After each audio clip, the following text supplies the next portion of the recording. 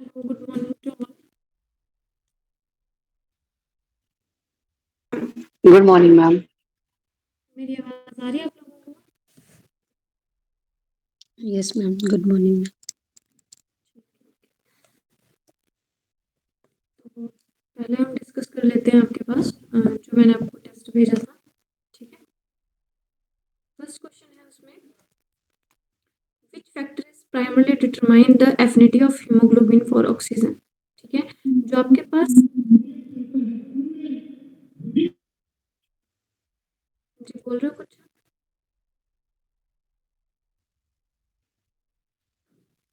First question है हमारे पास, which factor primarily determines the affinity of haemoglobin for oxygen.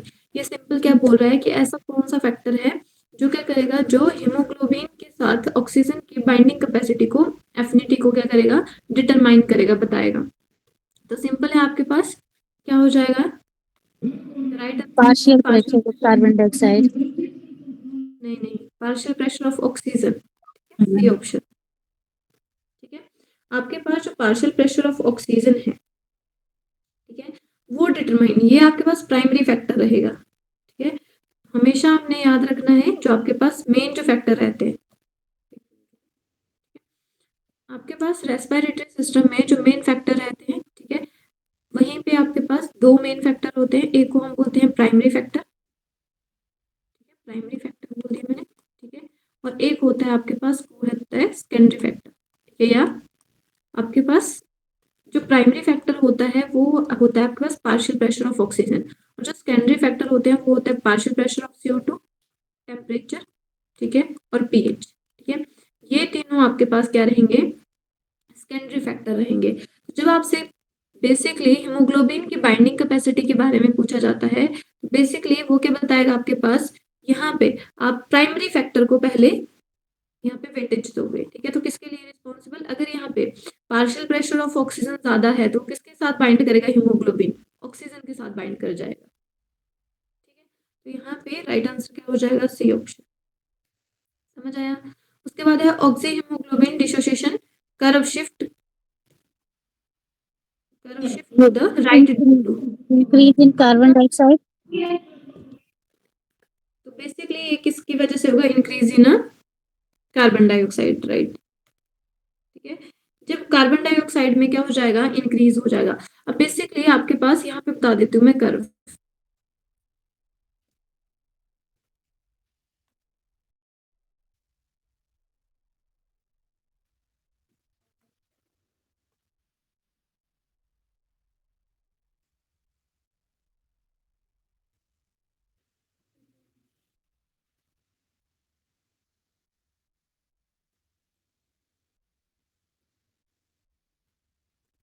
देखो, जो आपके पास सिंपल आपके पास जो कर्व है, ठीक है, तो एक साइड पे एक्स एक्सिस हो गई हमारे पास, एक साइड पे वाई एक्सिस हो गई। ठीक है, एक साइड पे एक्स है और एक साइड पे वाई है। देखो, एक्स एक्सिस के साइड पे मैंने ले लिया पार्शियल प्रेशर ऑफ ऑक्सीजन, ठीक है, और एक साइड पे मैंने क्या ले लिया, वाई एक्सिस पे मैंने ले लिया जो आपके पास हीमोग्लोबिन है।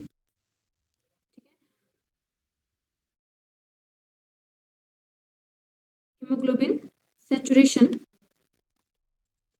For oxygen.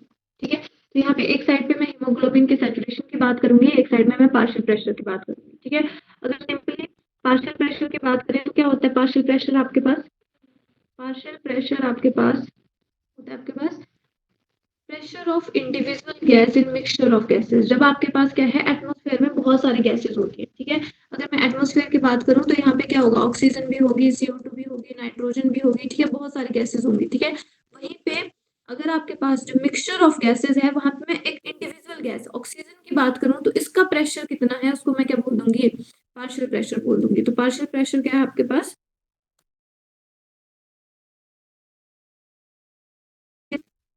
Pressure exerted by individual gas, individual gas in mixture of gases। ठीक है, मिक्सचर ऑफ गैसेस में जो इंडिविजुअल गैस है वो कितना प्रेशर एक्सर्ट करती है, उसको हम बोल देते हैं पार्शियल प्रेशर। अब देखो, अगर मैं नॉर्मली बात करूं तो नॉर्मली क्या होगा, जैसे जैसे मैं क्या करूंगी, ऑक्सीजन की कंसंट्रेशन बढ़ाऊंगी, ऑक्सीजन का पार्शियल प्रेशर बढ़ेगा, वैसे वैसे जो आपके पास हीमोग्लोबिन है वो ऑक्सीजन के साथ बाइंड करती जाएगी। उसके बाद क्या आ जाएगा, एक सैचुरेशन आ जाएगी। ठीक है, अब हमें पता है, यहाँ पे जनरल से आपको एग्जांपल दे रही हूँ मैं, हमें पता है एक हीमोग्लोबिन के साथ कितने ऑक्सीजन, 4 ऑक्सीजन बाइंड करते हैं। ठीक है, तो मान लो पहले मैंने पार्शियल प्रेशर कम था तब एक ऑक्सीजन बाइंड की, फिर मैंने थोड़ा ज्यादा किया, दूसरी करी, तीसरा किया। ठीक है, जैसे जैसे मैं प्रेशर बढ़ाती गई तो क्या हुआ, इसके जो सारे जो आपके पास सभी जगह पे किसने बाइंड कर लिया, अब सभी आपके पास किसके साथ बाइंड कर गए, ऑक्सीजन मॉलिक्यूल के साथ। ठीक है, तो ऐसे ही आपके पास एक, यहाँ पे मैं एक हीमोग्लोबिन की बात कर रही हूँ। ठीक है, आपको जनरल एग्जांपल एक हीमोग्लोबिन से दिया जा रहा है, आपके पास एक हीमोग्लोबिन है, उसने 4 ऑक्सीजन के साथ बाइंड कर लिया।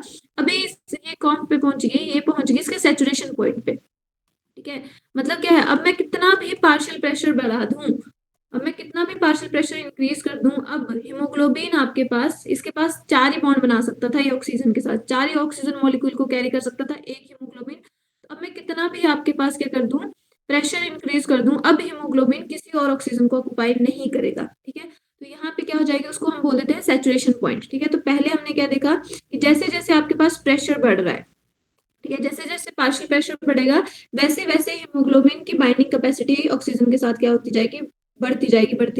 ठीक है, बट बाद में क्या जाएगा, एक सैचुरेशन आ जाएगा। ठीक है, ये सैचुरेशन क्या रिप्रेजेंट कर रहा है कि अब मैं कितना भी ऑक्सीजन का पार्शियल प्रेशर इंक्रीज कर दूं, अब हीमोग्लोबिन में कैपेसिटी नहीं है ऑक्सीजन को कैरी करने की। ठीक है, और ये जो हमारे पास कर्व बनता है इसको हम बोलते हैं सिग्मोइड कर्व।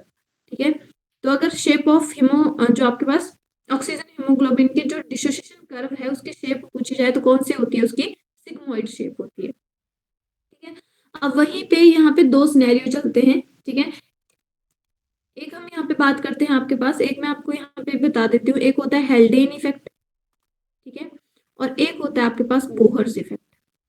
ठीक है, अब पहले मैं बात करती हूँ हेल्डेन इफेक्ट की।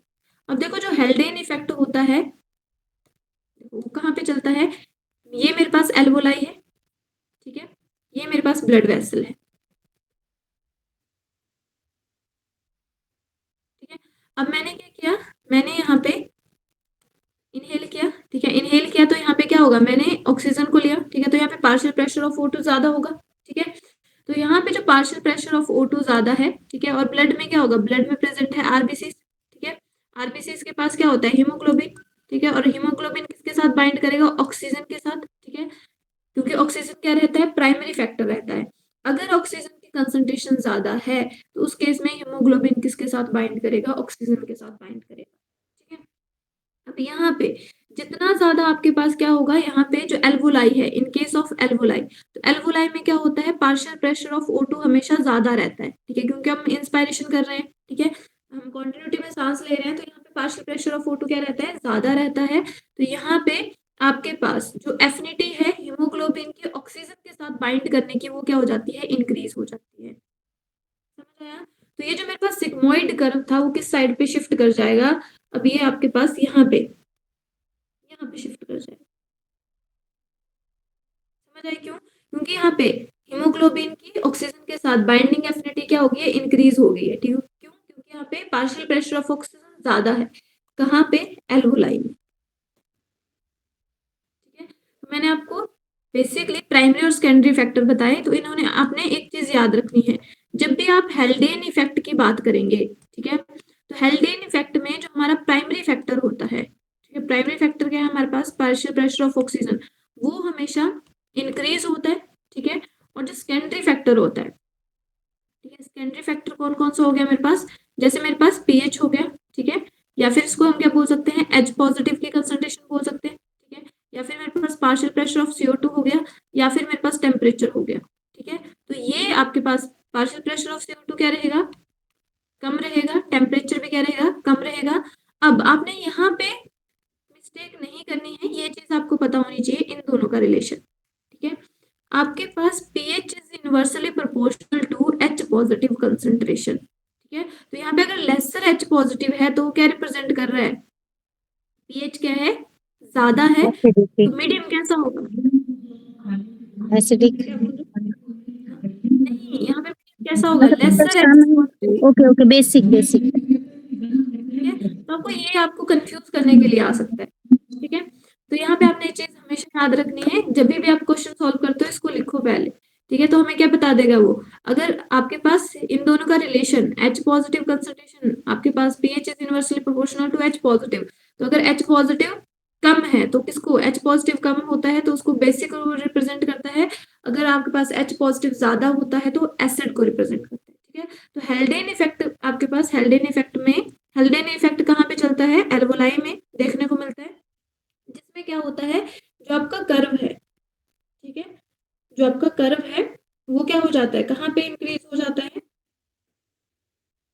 हेल्डेन इफेक्ट में जो कर्व होगा वो शिफ्ट कर जाएगा यहाँ पे लेफ्ट साइड।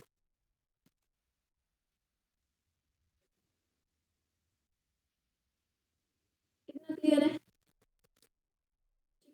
और वहीं पे अगर मैं दूसरे इफेक्ट की बात करूँ तो दूसरा मैंने आपको बताया, जो दूसरा इफेक्ट होता है वो होता है बोहर्स इफेक्ट। ठीक है, अब जो बोहर इफेक्ट होता है वो इसके थोड़ा सा अपोजिट चलेगा। ठीक है, अब बोहर इफेक्ट में क्या होगा, अब कार्बन डाइऑक्साइड की कंसंट्रेशन ज्यादा हो जाएगी हाँ, और बोहर इफेक्ट में, टेम्परेचर भी ज्यादा हो जाएगा।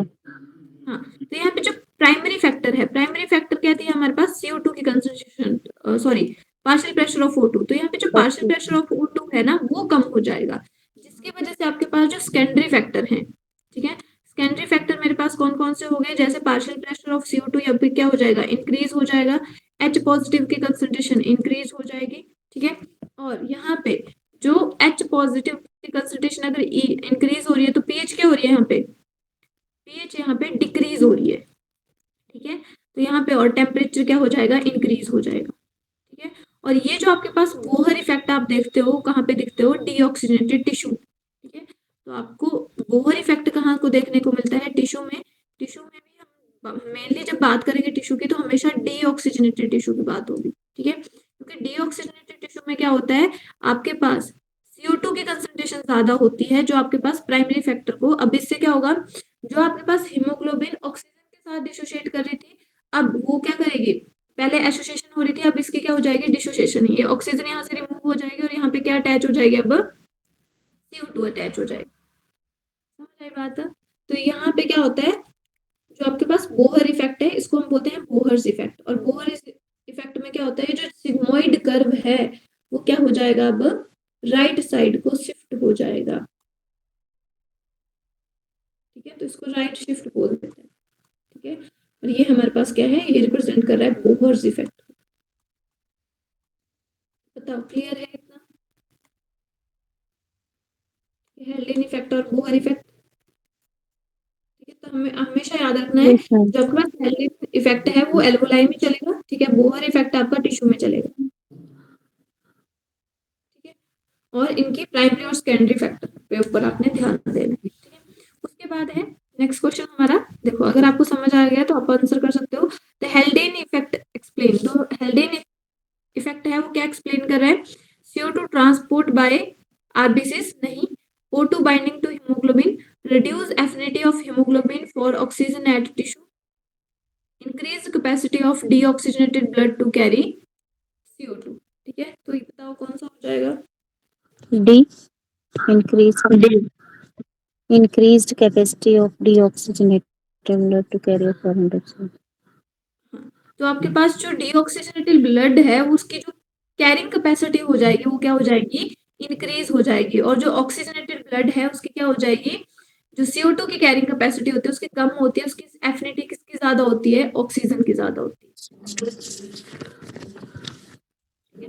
नेक्स्ट क्वेश्चन है, the major form in which CO2 is इसको ट्रांसपोर्टेड हम इन ऐसे द, भी रिलेट कर सकते हैं ना हम, कि जैसे जहाँ पे पार्शियल प्रेशर जिस चीज का ज्यादा होता है तो वो उससे उधर को आएगी और कार्बन डाइऑक्साइड का कम होगा तो वो उधर से उधर को जाएगी, है ना। क्या बोल रहे हो आप, जैसे पार्शियल प्रेशर से भी रिलेट कर सकते हैं ना मैम हम इसको। हाँ सिंपल हम पार्शियल प्रेशर से ही रिलेट कर रहे हैं, जैसे जहाँ पे, अब यहाँ पे हम पार्शियल प्रेशर में हम किसकी बात कर रहे हैं, यहाँ पे ऑक्सीजन को प्राइमरी फैक्टर मान लिया है, तो हमें पता है डीऑक्सीजनेटेड टिश्यू में आपके पास क्या होगा, पार्शियल प्रेशर ऑक्सीजन का कम होगा, क्योंकि डीऑक्सीजनेटेड टिश्यू है तो वहाँ पे CO2 की कंसंट्रेशन क्या होगी, ज्यादा होगी। ठीक है, और जो एल्वोलाई है वहां पे पार्शियल प्रेशर ऑफ ऑक्सीजन ज्यादा होगा, क्योंकि एल्वोलाई में आप इंस्पायरेशन कर रहे हो, तो वहाँ पे पार्शियल प्रेशर ही आपके पास प्राइमरी फैक्टर रहेगा। तो जो प्राइमरी फैक्टर है वहां पे हम PO2 और CO2 की बात नहीं करेंगे, प्राइमरी में हमारे पास PO2 ही रहेगा क्योंकि,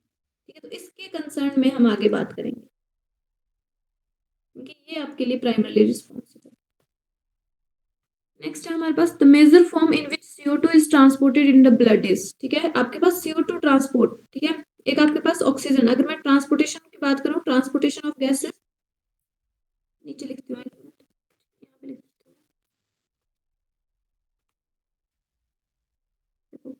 अगर हम बात करते हैं ट्रांसपोर्टेशन ऑफ गैसेस की, ठीक है, अब ह्यूमंस में हम मेनली जो आपके पास गैसेस एक्सचेंज होता है वो दो गैसेस में ही होता है, ऑक्सीजन और CO2 की ही बात करते हैं, ठीक है, तो हमारे पास जो ऑक्सीजन ट्रांसपोर्ट होती है तो 97% कैसे जाएगी, हीमोग्लोबिन ऑक्सीजन के साथ ऐसे बाइंड कर रही है, ठीक है, यही बताया मैंने, ठीक है, इसको हम क्या बोल देंगे, इस मॉलिक्यूल को हम बोल देंगे ऑक्सी हीमोग्लोबिन, ऑक्सी हीमोग्लोबिन, ठीक है, तो 97% तो ऑक्सी हीमोग्लोबिन की फॉर्म में जा रही है और 3% किसमें डिसॉल्व होगी, प्लाज्मा में, dissolve in plasma,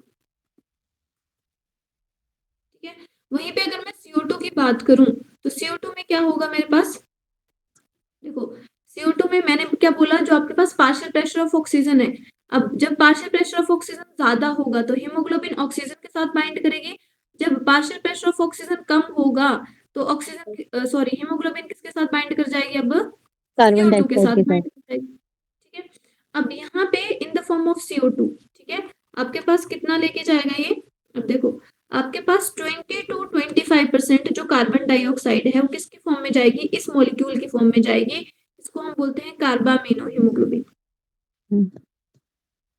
carbamino haemoglobin, ठीक है, अब रिमेनिंग जो 7% है, ठीक है, उसमें से आपके पास 7% किसमें डिसॉल्व हो जाएगी, प्लाज्मा में, ठीक है, और बाकी जितनी भी बची अराउंड 70% वो किस फॉर्म में जाएगी, बाइकार्बोनेट, बाइकार्बोनेट आयंस की फॉर्म में जाएगी, ठीक है, HCO3 नेगेटिव की फॉर्म में जाएगी, ठीक है, तो ये आपको याद होना चाहिए, 20 to 25, तो सबसे ज्यादा किसकी फॉर्म में जा रही है, बल्क में मतलब ज्यादा बाइकार्बोनेट आयंस की फॉर्म में जा रही है, ठीक है, तो यहीं से हमारा आंसर निकल जाएगा, क्वेश्चन नंबर 4, ठीक है, the major form in which CO2 is transported in the blood is, तो कौन सी फॉर्म हो जाएगी, बाइकार्बोनेट आयंस फॉर्म, ठीक है, उसके बाद है which enzyme speed up conversion of CO2 to bicarbonate ion, ठीक है, तो आपके पास कौन सा एंजाइम होता है, यहाँ पे एंजाइम हेल्प करता है कार्बोनिक एनहाइड्रेज, ठीक है, ये जो कार्बोनिक एनहाइड्रेज एंजाइम है वो प्रेजेंट होता है रेड ब्लड सेल्स में, ठीक है, और प्लाज्मा में, या दोनों में प्रेजेंट होता है, बट रेड ब्लड सेल्स में इसकी क्वांटिटी क्या होती है, ज्यादा होती है, और प्लाज्मा में क्या होता है, कम होता है कंपेयर में, ठीक है, तो ये मेनली कहाँ पे प्रेजेंट होता है, रेड ब्लड सेल्स और प्लाज्मा में होता है, प्लाज्मा में इसमें की कंसंट्रेशन कम होती है, और ये क्या करता है आपके पास, जो CO2 है, ठीक है, ये सिंपली आपके पास, यहाँ पे एक्सप्लेन कर देती हूँ मैं, ठीक है, तो यहाँ पे देखो, यहाँ पे मेरे पास क्या हो रहा है, रेड ब्लड सेल्स में, ठीक है, ये सारी चीज रेड ब्लड सेल में होगी, ठीक है, CO2 थी, ठीक है, CO2 के साथ वाटर कंबाइन कर जाएगा, ठीक है, अब यहाँ पे कौन सा एंजाइम आ रहा है, कार्बोनिक एनहाइड्रेज, ठीक है, शॉर्ट में लिख दिया मैंने, अब क्या बना देगा ये, H2CO3, ठीक है, अब ये जो कार्बोनिक एनहाइड्रेज है वो क्या करेगा, HCO3 नेगेटिव, ठीक है, प्लस H पॉजिटिव, ऐसे ब्रेक कर देगा, अब ये जो H पॉजिटिव है, अब हमें एक चीज और पता है, ठीक है, ये कहाँ पे हो रहा है, रेड ब्लड सेल में हो रहा है ये चीज, ठीक है, अब हमें ये चीज पता है कि जो हमारी सेल्स हैं, ठीक है, जो हमारा ब्लड है उसमें ज्यादा H पॉजिटिव हो जाएगा तो क्या होगा, एसिडिटी ज्यादा हो जाएगी, तो ये क्या करेगा, यहाँ पे शिफ्टिंग हो जाएगा, H पॉजिटिव सेल से बाहर निकल जाएगा, ठीक है, तो H पॉजिटिव, इसीलिए हम क्या बोलते हैं कि जो डीऑक्सीजनेटेड टिश्यू होता है ना उसमें क्या होती है, H पॉजिटिव की कंसंट्रेशन ज्यादा होती है, समझ आया क्यों होती है ज्यादा, क्योंकि H पॉजिटिव यहाँ से बन रहा है और ये बाहर निकल रहा है, ठीक है, और इसको बैलेंस करने के लिए यहाँ पे क्या होगा, जो क्लोराइड होगा वो प्लाज्मा से कहाँ चला जाएगा, सेल के अंदर चले जाएंगे क्लोराइड आयंस, और H पॉजिटिव का कहाँ आ जाएंगे, बाहर, और इसी को ही हम क्या बोल देते हैं, क्लोराइड शिफ्ट बोल देते हैं,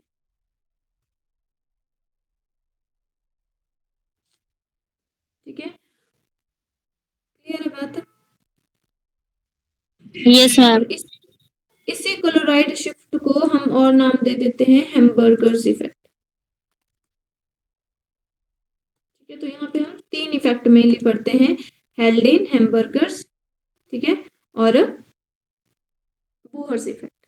ठीक है, अब ये जो कलराइड शिफ्ट है ना, यहाँ पे ये हुआ है, ये डीऑक्सीडेटेड टिश्यू में, अब जब ये एल्वोलाई के पास हो जाएगा तो ये रिवर्स हो जाएगी प्रोसेस। ठीक है, आपके पास H पॉजिटिव ज्वाइन कर जाएगा, अब H पॉजिटिव सेल के अंदर आएगा, Cl बाहर निकल जाएगा, ठीक है, ज्वाइन कर जाएगा, H2CO3 बनाएगा, ठीक है, और ये रिवर्स हो जाएगा। ठीक है, कहाँ पे, एल्वोलाई में ये सारी प्रोसेस क्या हो जाएगी, एल्वोलाई में ये प्रोसेस रिवर्स हो जाएगी। ठीक है, अगर रिवर्स हो जाएगी तो एल्वोलाई के पास क्या चली जाएगी, फिर CO2 चली जाएगी। समझ आई बात? तो ये हमारे पास ऐसे होगा। उसके बाद है residual volume of lungs prevent. ठीक है, रेजिडुअल वॉल्यूम किस में प्रिवेंट करती है, अब हम क्या करते हैं, हम अपने लंग्स को मान के चलते हैं कि क्या है, एक बैलून की तरह है, तो बेसिकली अगर उसमें वॉल्यूम नहीं रहेगा, आपके पास कोई एयर नहीं रहेगी, तो जो लंग्स होंगे वो क्या कर जाएंगे, कोलैप्स कर जाएंगे। उसके बाद है maximum amount of air is expelled after forced inspiration is called. ठीक है, मैक्सिमम अमाउंट ऑफ एयर आप कितना एक्सपेल कर सकते हो जब आप फोर्स क्या कर रहे हो, एक्सपायरेशन कर रहे हो। So this is residual volume. Residual volume, देखो रेजिडुअल वॉल्यूम को हम कभी लंग से नहीं निकालेंगे, ये चीज आपने याद रखनी है। Residual volume is the amount of air that always remains in the lungs. ठीक है, आपके पास अगर आप वॉल्यूम को बाहर निकाल दोगे तो लंग्स कोलैप्स ही हो जाएंगे। ठीक है, तो इसको हम कभी बाहर नहीं निकाल सकते। ठीक है, तो उसको क्या बोल देंगे हम, वाइटल कैपेसिटी। Vital. उसके बाद नेक्स्ट है हमारे पास इंसेक्ट्स रेस्पायर थ्रू। ठीक है, तो आपको ये पता होना चाहिए, ये तो हमने बहुत बार पढ़ा है, जो इंसेक्ट्स होता है सिस्टम होता है, ट्रैकिया सिस्टम होता है जो रेस्पिरेशन हेल्प करता है। ठीक है, उसके बाद नेक्स्ट क्वेश्चन है हमारे पास, which component control the rhythmatic rhythmic breathing. जो कौन सा कंपोनेंट है वो रिदमिक ब्रीदिंग को कंट्रोल करता है, तो वो है मेडुला ऑब्लोंगेटा, और मेडुला ऑब्लोंगेटा में कौन सा सेंटर होता है, रेस्पिरेटरी रिदम सेंटर, जिसको हम RRC बोलते हैं, और इसको कौन कंट्रोल करता है, this is controlled by the Pneumothorax. Pneumotaxic centre, जो कहाँ पे होता है, पोन्स रीजन में होता है। ठीक है, और ये किसके पार्ट है आपके पास, मेडुला ऑब्लोंगेटा और pons, these are the part of hind brain. किसके पार्ट है ये, हाइंड ब्रेन के पार्ट है। ठीक है, नेक्स्ट है हमारे पास anaerobic respiration, yield ATP less. ठीक है, अब ये बोल रहा है कि जो एनारोबिक रेस्पिरेशन है उसमें क्या होता है, तो लेस एटीपी होते हैं, वो यील्ड होते हैं। क्यों होते हैं, लेस एटीपी क्यों बनते हैं, क्योंकि ऑक्सीजन एब्सेंट होती है। ठीक है, तो वो तो हमें पता है, एनारोबिक रेस्पिरेशन बताया था, तो ऑक्सीजन तो एब्सेंट हो गई, माइटोकॉन्ड्रिया तो होता ही नहीं है। ठीक है, और कैराब साइकिल माइटोकॉन्ड्रिया के बिना नहीं चलेगा। क्रैब साइकिल कहाँ पे चलता है, Mitochondria. कहाँ पे, माइटोकॉन्ड्रिया में। ठीक है, मैट्रिक्स ऑफ वाइट। जी, तो यहाँ पे जो ग्लूकोज होगा वो फुल्ली ऑक्सीडाइज नहीं होगा। अगर ग्लूकोज फुल्ली ऑक्सीडाइज्ड होता है तो उसको हम क्या बोल देते हैं, एरोबिक रेस्पिरेशन बोलते हैं। ठीक है, अब यहाँ पे आपके पास जो ग्लूकोज है, एनारोबिक रेस्पिरेशन में क्या होता है, जो ग्लूकोज होता है फुल्ली ऑक्सीडाइज नहीं होता है, तो यहाँ पे जो एटीपी बनते हैं वो सिर्फ थोड़े से बनते हैं, 2 एटीपी, और एरोबिक में अराउंड आपके पास 38 एटीपी प्रोड्यूस हो जाते हैं। ठीक है, तो वहाँ पे फुल ऑक्सीडेशन हो रही है, और यहाँ पे क्या हो रही है, फुल ऑक्सीडेशन नहीं हो रही है। ठीक है, और यहाँ पे आपके पास, आपको पता होना चाहिए, जो आपके पास ईस्ट है उस केस में क्या बनता है, 2 एटीपी प्लस इथेनॉल, और कौन सी गैस रिलीज होती है, CO2। ठीक है, और वहीं पे एनारोबिक रेस्पिरेशन अगर हमारी मसल सेल्स में हो रहा है तो वहां पे क्या बन जाएगा, लैक्टिक एसिड बन जाएगा। उसके बाद है in plants respiration rate is maximum. अगर मैं प्लांट्स की बात करूं तो उनमें रेस्पिरेशन रेट मैक्सिमम कब होगा, डे में, नाइट में, सीड Night में। देखो रेस्पिरेशन जिनको रेस्पिरेशन का सिंपल मतलब क्या है, आपके पास यहाँ पे सेलुलर रेस्पिरेशन की बात कर रहे हैं, हमें क्या चाहिए, ज्यादा एटीपी चाहिए, एनर्जी चाहिए। ठीक है, तो ज्यादा एनर्जी हमें कब चाहिए, जब सीड जर्मिनेशन हो रही है। ठीक है, डोरमेंसी तो क्या होता है, इनएक्टिव पीरियड होता है, यहाँ पे ज्यादा एनर्जी तो यूज ही नहीं कर सकते हम। ठीक है, तो बेसिकली इनएक्टिव पीरियड होता है, और डे और नाइट में तो आपके पास सिंपल फोटोसिंथेसिस चल रही है, नॉर्मल प्रोसेस चल रही है। ठीक है, तो यहाँ पे सीड जर्मिनेशन में आपके पास आंसर आ जाएगा। ठीक है,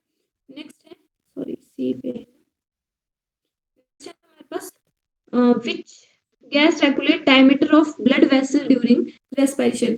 आपके पास जो डायमीटर है वेसल का वो कौन रेगुलेट करता है? तो बेसिकली अगर मैं बात करूं डायमीटर के, तो उसको बेसिकली आपके पास जो कार्बन डाइऑक्साइड है, ठीक है। अब आपने एक चीज और याद रखनी है कि जब हम क्या बात करते हैं, जब हम आपके पास हीमोग्लोबिन और ऑक्सीजन की एफिनिटी की बात करते हैं, तो वहां पे हमारे पास प्राइमरी फैक्टर रहता है ऑक्सीजन, ठीक है। बट जब हम किसकी बात करेंगे, जैसे रेस्पिरेशन का इंक्रीज होना डिक्रीज होना, ठीक है, तो वहां पे आपके पास जब आप रिदमेटिक कॉन्ट्रैक्शन की बात करोगे, रिदमिक कॉन्ट्रैक्शन में मेन जो रिस्पॉन्सिबल होगा वो फैक्टर होगा partial pressure of CO2 and H positive, ठीक है। तो मेन इनमें जो फैक्टर रहेगा वो ये रहेगा, ठीक है। तो डायलेशन, जब आपके पास जो डायमीटर है उसकी डायलेशन हो रही है, या फिर वो बेसिकली जो रेगुलेशन हो रही है ब्लड वेसल की, जो क्या कर रही है रेस्पिरेशन को इंक्रीज या डिक्रीज करेगी, वो क्या बताएगा, अगर CO2 की कंसंट्रेशन ज्यादा हो गई, ठीक है, तो हमारा रेस्पिरेटरी जो रेट है रेस्पिरेशन वो क्या हो जाएगी, इंक्रीज। अगर CO2 की कंसंट्रेशन डिक्रीज है, ठीक है, तो वैसे ही आपके पास चलेगा, क्योंकि अगर CO2 ज्यादा है तो हमें क्या करना पड़ेगा, CO2 को एक्सहेल करना पड़ेगा, क्लियर है। उसके बाद है Bohr effect related to. Bohr effect किससे रिलेट करता है, ऑक्सीजन सॉल्युबिलिटी, CO2 कैरेज, ठीक है, ऑक्सीजन डिसोसिएशन फ्रॉम हीमोग्लोबिन। तो किससे करता है वो, ऑक्सीजन डिसोसिएशन।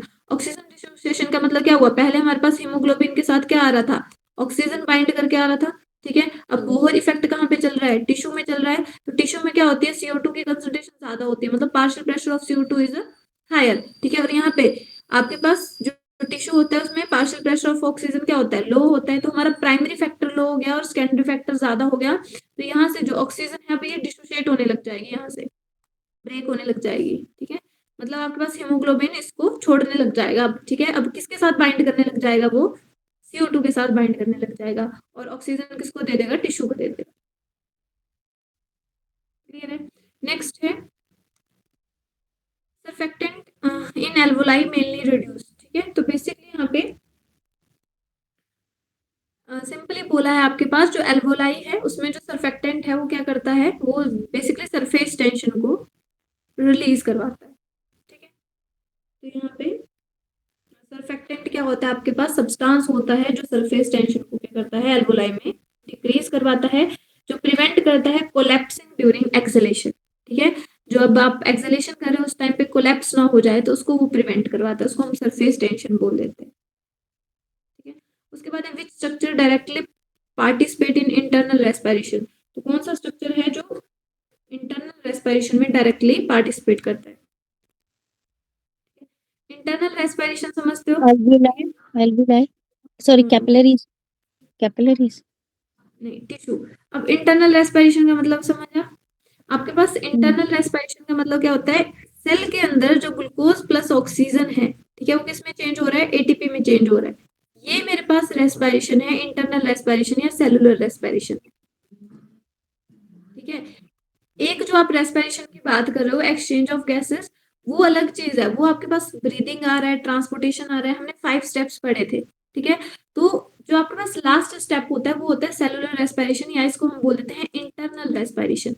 अब इंटरनल रेस्पिरेशन क्या बता रही है, जो मैंने इनहेलेशन करी, जो ऑक्सीजन मैंने इनहेल करी उसका यूज बता रही है ये, कि वो ग्लूकोज के साथ क्या करेगी, यूटिलाइज हो जाएगी और क्या देगी हमें, ATP देगी, एनर्जी देगी, ठीक है। तो यहाँ पे सेल ग्रुप ऑफ सेल को, अभी ये चीज कहाँ पे हो रही है, सेल में हो रही है, हर सेल में हो रही है, तो मतलब कहाँ पे हो रही है, टिश्यू में हो रही होगी, ठीक है। आपके पास ग्रुप ऑफ सेल को क्या बोल देते हैं, टिश्यू बोल देते हैं, ठीक है। उसके बाद है which condition is most likely to cause the respiratory alkalosis, ठीक है। कौन सी कंडीशन आपके पास क्या करेगी, रेस्पिरेटरी एल्कलोसिस को प्रमोट करेगी, ठीक है। तो वो आपके पास हाइपर वेंटिलेशन, रैपिड और डीप ब्रीदिंग, ठीक है, जिससे क्या होगा, एक्सेसिव लॉस ऑफ CO2 हो जाएगा ब्लड से, ठीक है, जो क्या करेगा, इंक्रीज कर देगा pH को, ठीक है। तो क्या हो जाएगा हमारे पास, हाइपर वेंटिलेशन, ठीक है। देखो हाइपर वेंटिलेशन में हमने क्या बोला, कि जब हाइपर वेंटिलेशन होगी तो क्या होगा, रैपिड एंड डीप ब्रीदिंग होगी, ठीक है। अगर रैपिड और डीप ब्रीदिंग हो रही है, मतलब यहाँ पे क्या हो रहा है, यहाँ पे सिंपल बात करिए कि जो एक्सेसिव लॉस है, एक्सेलेशन की बात करिए तो यहाँ पे एक्सेलेशन की बात हो रही है तो एक्सेसिव लॉस किसका हो जाएगा, CO2 का ज्यादा लॉस हो जाएगा, कार्बन डाइऑक्साइड का। ठीक है। तो एल्कलोसिस को मतलब कार्बन एल्केलाइन मतलब एसिडिटी को इंक्रीज कर दे, कम करेगा, एल्केलाइन बन जाएगा। हाँ, तो यहाँ पे क्या होगा, तो यहाँ पे इंक्रीज पीएच को इंक्रीज कर देगा, पीएच इंक्रीज करने का मतलब क्या हुआ, H पॉजिटिव कम हो गया, मतलब क्या कम हो है। जाएगा, मीडियम एल्केलाइन हो जाएगा या बेसिक हो जाएगा, ये बोल रही है, समझ आई बात, यस सर। ठीक है। उसके बाद है chemoreceptor that detect change in blood CO2 and pH are located in, और देखो कीमोरिसेप्टर मैंने क्या बोला आपके पास, जब भी आप ब्लड वेसल्स की बात करेंगे तो वहां पे जो आपके पास मेन कंसंट्रेशन रहेगी वो रहेगी CO2 की और H पॉजिटिव की, ठीक है। तो इनको डिटेक्ट करने के लिए क्या होता है, हमारी जो ब्लड वेसल्स होती है उनमें क्या होते हैं, रिसेप्टर्स होते हैं, ठीक है। तो यहाँ पे मेन जो ब्लड वेसल है, एक आपके पास कैरोटिड है और एक आपके पास आयोटिक बॉडी है, ठीक है, आयोटिक आर्क है, आयोटिक बॉडी बोल सकते हैं इसको, ठीक है। सबसे बड़ी आर्टरी कौन सी होती है आपके पास, आयोटा, ठीक है, आयोटिक आयोटा। आर्टरी, ठीक है, इसको आयोटिक बॉडी भी बोल देते हैं, ठीक है। और एक होती है आपके पास कैरोटिड आर्टरी, जो आपके पास कैरोटिड आर्टरी है वो नेक से ऊपर वाला जितना भी रीजन है उसको ब्लड सप्लाई करती है, तो ये हमारे पास मेजर आर्टरीज रहती है, ठीक है। उसके बाद नेक्स्ट क्वेश्चन है आपके पास द ये oxygen inferior finding, vena cava होती है कैरोटिड? नहीं। वेना कैवा नहीं, वेना कैवा आपके पास वेन है, ठीक है। ओके। कैरोटिड आर्टरी वो होती है आपके पास जो आपके पास नेक से अबव रीजन जो होता है, ठीक है, आपके पास जो, आर्टरी, दिस इज आर्टरी ना, कैरोटिड आर्टरी। ठीक है। तो ये आपके पास उसको ब्लड सप्लाई करवाती है, ठीक है। The oxygen binding property of haemoglobin is affected list, अब सबसे कम जो आपके पास ऑक्सीजन बाइंडिंग कैपेसिटी है वो किसके पे ऊपर डिपेंड करती है, ब्लड वॉल्यूम के ऊपर। देखो हमने टेम्परेचर भी पढ़ा, सेकेंडरी फैक्टर, पीएच भी पढ़ा, CO2 की कंसंट्रेशन, ठीक है, बट हमने ब्लड वॉल्यूम नहीं पढ़ा कि ब्लड वॉल्यूम ज्यादा होगा या कम होगा तो क्या होगा, ऑक्सीजन की बाइंडिंग कैपेसिटी इंक्रीज या डिक्रीज होगा, ठीक है। तो यहाँ पे ब्लड वॉल्यूम को यहाँ पे नहीं वेटेज दी है। नेक्स्ट है आपके पास the immediate source of oxygen for cellular respiration, तो इमीडिएट सोर्स कौन सा होता है आपके पास,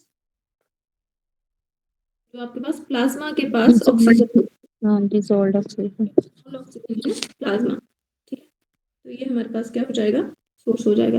नेक्स्ट है which lung volume can not be measured by spirometer, ठीक है। तो आपके पास स्पायरोमीटर के थ्रू कौन से वॉल्यूम को आप मेजर नहीं कर सकते, ये मैंने आपको बताया भी था। अब देखो हम क्या बात कर रहे हैं, लंग्स में, लंग्स में आपके पास मैंने आपको ऐसे बोला था, आपने याद रखना है, ऐसे सबसे नीचे क्या होती है, रेजिडुअल वॉल्यूम जो कभी भी लंग से नहीं जाती है, उसके बाद आपके पास कौन सी आती है, एक्सपायरेटरी रिजर्व वॉल्यूम, उसके बाद आती है टाइडल वॉल्यूम, जो आप टाइडल वॉल्यूम क्या होती है, जो नॉर्मल आप ब्रीदिंग कर रहे हो, इंस्पायरेशन एक्सपायरेशन, ठीक है, उसको हम क्या बोल देते हैं, टाइडल वॉल्यूम।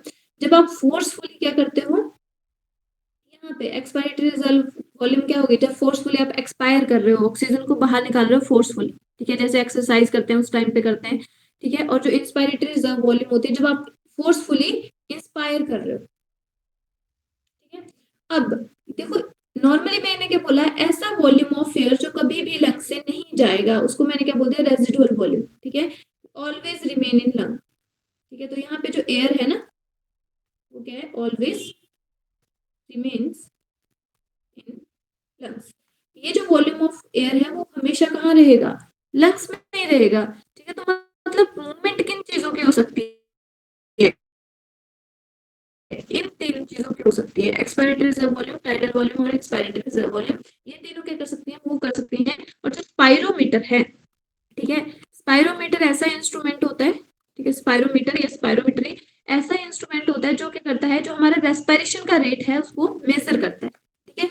तो यहाँ पे देखो रेस्पिरेशन में कौन सी गैसेस की मूवमेंट होती है, एक्सपायरेटरी रिजर्व वॉल्यूम की भी मूवमेंट होती है, टाइडल वॉल्यूम की भी मूवमेंट होती है और इंस्पायरेटरी रिजर्व वॉल्यूम की भी मूवमेंट होती है, कौन सी गैस की, जो आपके पास रेजिडुअल वॉल्यूम है उसकी मूवमेंट नहीं होती है कभी भी, ठीक है। तो आपके पास याद रखना स्पायरोमेट्री कभी भी आरवी को डिटेक्ट नहीं कर सकता, क्यों, क्योंकि ये मूवमेंट ही शो नहीं करती है, ठीक है, ये हमेशा लंग्स में रह रही है, ये इंस्पायरेशन और एक्सपायरेशन एक्टिविटी में नहीं इन्वॉल्व हो रही है। ये मैम ये तो वो पार्ट ऑफ ऑक्सीजन है जो हमारे उसमें रह जाती है, इन मतलब अगर हम फोर्सफुली एक्सहेल्ड और इनहेल्ड कर रहे हैं लेकिन स्टिल जो अमाउंट ऑफ एयर रह जाती है, ये वही होता है ना रेजिडुअल वॉल्यूम। रेजिडुअल वॉल्यूम आपके पास वही है, that is always remain in lung, ठीक है। अगर रिमेनिंग रेजिडुअल वॉल्यूम नहीं होगा हमारी लंग्स में तो हमारी लंग्स ही कोलैप्स कर जाएंगी, ठीक है, आपस में चिपक जाएंगे ये वॉल, ठीक है। तो यहाँ पे आपके पास क्या आ जाएगा, रेजिडुअल वॉल्यूम, जिसको आप मेजर नहीं कर सकते स्पायरोमीटर से क्योंकि ये मूवमेंट ही शो नहीं करता है, ठीक है, ये हमेशा लंग्स में ही रहेगा, ठीक है। उसके बाद नेक्स्ट है हमारे पास which type of breathing occur during the sleep and rest. तो आपके पास जब स्लीप और रेस्ट में होते हैं तो कौन सी ब्रीदिंग होती है? एब्डोमिनल। हाँ जी, एब्डोमिनल ब्रीदिंग।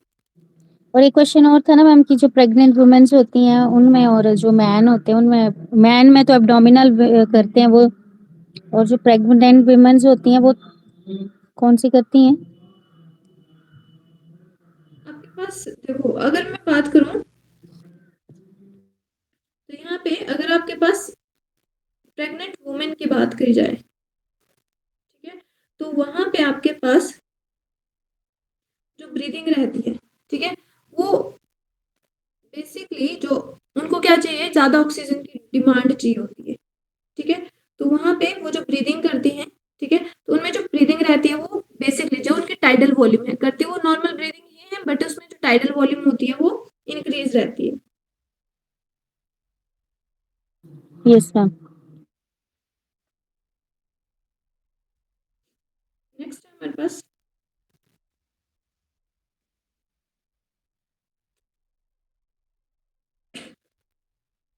तो वहाँ पे उनकी जो बेली होती है ना, वहीं से होता है, एब्डोमिनली चलती है उनमें, क्योंकि उनका जो देखो, जब प्रेग्नेंट वुमेन होती है ना, तो उसके जो यूट्रस मतलब जहाँ पे बेबी ग्रो कर रहा होता है, ठीक है, तो बाकी जो उसके ऑर्गन होते हैं ना, जैसे उसकी लंग्स हो गया, ठीक है, हार्ट हो गया, सारे क्या हो जाते हैं, स्क्वीज हो जाते हैं ऊपर को, ठीक है, डायफ्राम पे प्रेशर पड़ता है ना। हाँ, उस पर प्रेशर पड़ता है तो सारे जो ऑर्गन होते हैं वो कंस्ट्रिक्टेड हो जाते हैं। इसलिए आपने नोटिस किया होगा या सुना होगा कि जो आपके पास प्रेग्नेंट वुमेन होती है उनका डाइजेशन भी अच्छे से नहीं होता है, ठीक है, तो उनको सांस भी, उनको थोड़ा वो ज्यादा सांस लेने की जरूरत पड़े, क्योंकि आपके पास जितने भी उनके ऑर्गन्स होते हैं वो एकदम से ऊपर की तरफ को, डायफ्राम से ऊपर की तरफ को ऐसे पैक हो चुके होते हैं, ठीक है, ऐसे कंस्ट्रिक्टेड हो चुके होते हैं, कंडेंस हो चुके होते हैं, और यहाँ पे क्या होता है, बेबी डेवलप हो रहा है तो उसके लिए स्पेस चाहिए, ठीक है, तो उस वजह से। उसके बाद नेक्स्ट क्वेश्चन है हमारे पास, in carbon monoxide poisoning hypoxia occurs because, ठीक है, जो आपके पास कार्बन मोनोऑक्साइड की पॉइजनिंग है, ये ma'am carbon monoxide binds with haemoglobin with high affinity.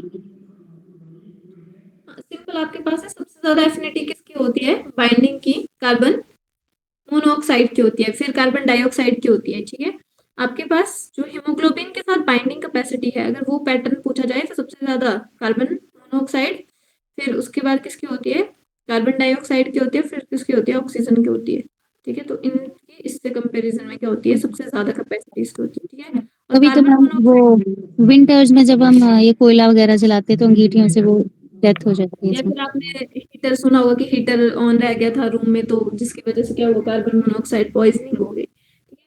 तो ये बेसिकली क्या है, जब आपके पास कार्बन मोनोऑक्साइड की पॉइजनिंग होती है, ठीक है, तो इसको हम क्या बोलेंगे, और देखो वहां पे हमने जब कार्बन डाइऑक्साइड किसके साथ, हीमोग्लोबिन के साथ बाइंड करी थी, तो उसको हमने क्या बोला, कार्बामिनो हीमोग्लोबिन, और इसको हम बोलते हैं कार्बोक्सी हीमोग्लोबिन, ठीक है, जैसे वो स्ट्रक्चर बना था वैसे इसको हम क्या बोलेंगे, कार्बोक्सी हीमोग्लोबिन बोलेंगे, ठीक है। और यहाँ पे सिंपल क्या होता है, CO2 बाइंड कर जाएगी किसके साथ, हीमोग्लोबिन के साथ विद हाई एफिनिटी, ठीक है, इसको हम क्या बोल देंगे, कार्बन मोनोऑक्साइड पॉइजनिंग बोल देंगे, ठीक है। उसके बाद है the main stimulus for respiration in human is increase in, main stimulus होता है आपके पास for respiration in, main stimulus की बात क्या कर रहे हैं, ये बोल रहे हैं कि अगर मेरा जो ब्लड है, ठीक है, अगर मेरे ब्लड में क्या चीज ज्यादा हो जाएगी कि मुझे मेरी जो इंस्पायरेशन है या जो मेरी रेस्पिरेशन है वो फास्ट हो जाएगी, तो रेस्पिरेशन कब फास्ट होती है, जब CO2 ज्यादा हो जाती है ब्लड में, ठीक है, या H पॉजिटिव की कंसेंट्रेशन ज्यादा हो जाती है, ठीक है। अब इन दोनों में भी कौन सा प्राइमरी फैक्टर बताया मैंने, CO2, कार्बन डाइऑक्साइड। हीमोग्लोबिन है ना यहाँ पे, हाँ ठीक है। तो यहाँ पे जब आपके पास CO2 की कंसंट्रेशन ज्यादा हो जाएगी तब आपको क्या करना पड़ेगा, जल्दी जल्दी रेस्पिरेशन करनी पड़ेगी, एक्सेसिव CO2 को बाहर निकालना पड़ेगा और ऑक्सीजन को इनटेक करना पड़ेगा, ठीक है। तो सिंपल आंसर क्या आ जाएगा हमारे पास, कार्बन डाइऑक्साइड, क्लियर है। उसके बाद which of the following processes occurs mainly in mitochondria, तो माइटोकॉन्ड्रिया में कौन सी प्रोसेस होती है? एटीएस और ऑक्सीडेटिव ऑक्सीडेटिव फॉस्फोराइलेशन। ठीक है। फॉस्फोराइलेशन आपको मैंने बताई थी, 3 टाइप की होती है फॉस्फोराइलेशन, ठीक है। एक होती है आपके पास फोटोफॉस्फोराइलेशन जो कहाँ चलती है? क्लोरोप्लास्ट में। एक होती है आपके पास सबस्ट्रेट लेवल फॉस्फोराइलेशन जो कहाँ पे चलती है आपके पास? सबस्ट्रेट लेवल ग्लाइकोलिसिस में आपको सबस्ट्रेट लेवल फॉस्फोराइलेशन मिलती है, मतलब जहाँ पे डायरेक्ट एटीपी मिल रहा है। और ऑक्सीडेटिव फॉस्फोराइलेशन कहाँ पे चलती है? माइटोकॉन्ड्रिया में चलती है, ठीक है। और लास्ट है which factor decrease oxygen diffusion across the alveolar membrane, ठीक है। तो ये आपको क्लियर हुआ होगा तो आप इजीली रिस्पॉन्स कर सकते हो। अब देखो यहाँ पे ये डिजीज के ऊपर क्वेश्चन है, ठीक है। Which factor decreases oxygen diffusion across the membrane, तो जब आपके पास क्या हो जाएगा? पल्मोनरी फाइब्रोसिस हो जाएगा। तो यहाँ पे डिजीज का नाम मेंशन किया हुआ है, ठीक है। तो पल्मोनरी फाइब्रोसिस में क्या हो जाएगा? वो ऐसे गांठे गांठे पड़ने लग जाएंगे जो आपके पास मेम्ब्रेन है एल्वोलाई की, ठीक है। तो जिसकी वजह से सरफेस एरिया कम हो जाएगा। अगर कम सरफेस एरिया डिक्रीज हो जाएगा तो डिफ्यूजन भी क्या हो जाएगा? डिक्रीज हो जाएगा। क्लियर है? सी ऑप्शन है। आई होप जितना हमने किया आपको क्लियर हुआ होगा। अगर आपको कहीं पे कोई डाउट है, कोई चीज समझ नहीं आई है तो मेरे से आप पूछ सकते हो, ठीक है। तो देखो ये जो क्वेश्चन है ना वो आपने इजी है ये बहुत, ठीक है। बट इसमें क्या है, थोड़ा सा क्वेश्चन को घुमा दिया है, ठीक है। बाकी चीजें सारी वही है। क्लियर है?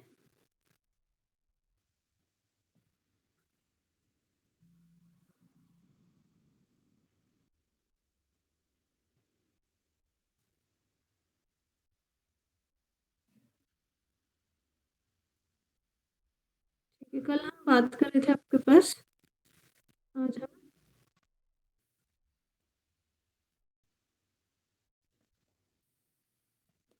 कल हम रिप्रोडक्शन के ऊपर बात कर रहे थे, ठीक है।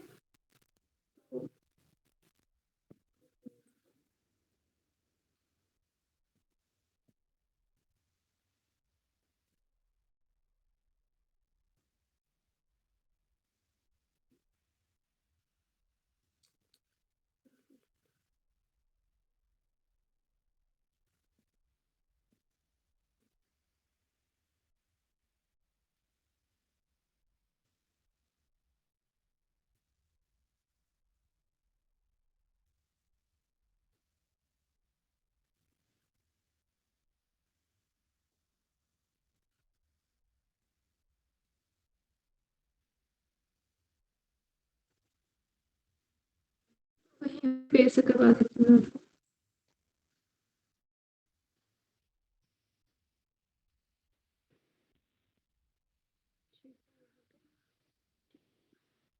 कल जो हमने पढ़ा था उतना क्लियर है सबको, या किसी को कोई डाउट है तो मेरे से पूछ सकते हो?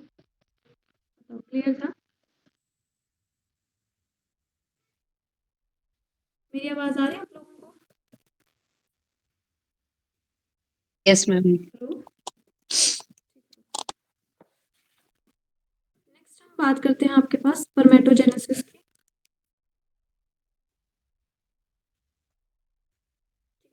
तो देखो जो आपके पास स्पर्मेटोजेनेसिस है, ठीक है। अगर मैं स्पर्मेटोजेनेसिस की लोकेशन पूछूं तो कहाँ पे हो रही होगी? ठीक है, लोकेशन पूछी जाए तो कहाँ पे हो रही होगी? टेस्टिस में, ठीक है। अगर टेस्टिस में भी पूछा जाए तो कहाँ पे हो रही है? सेमनीफेरस ट्यूब्यूल्स में, सेमनीफेरस ट्यूब्यूल्स में, ठीक है। और सेमनीफेरस ट्यूब्यूल्स में भी पूछा जाए तो किस कौन से सेल्स में? मेल जर्म सेल में, ठीक है। इनसाइड सेमनीफेरस ट्यूब्यूल्स के जो इनसाइड में मेल जर्म सेल होती है वहां पे क्या होगी आपके पास? स्पर्मेटोजेनेसिस होगी।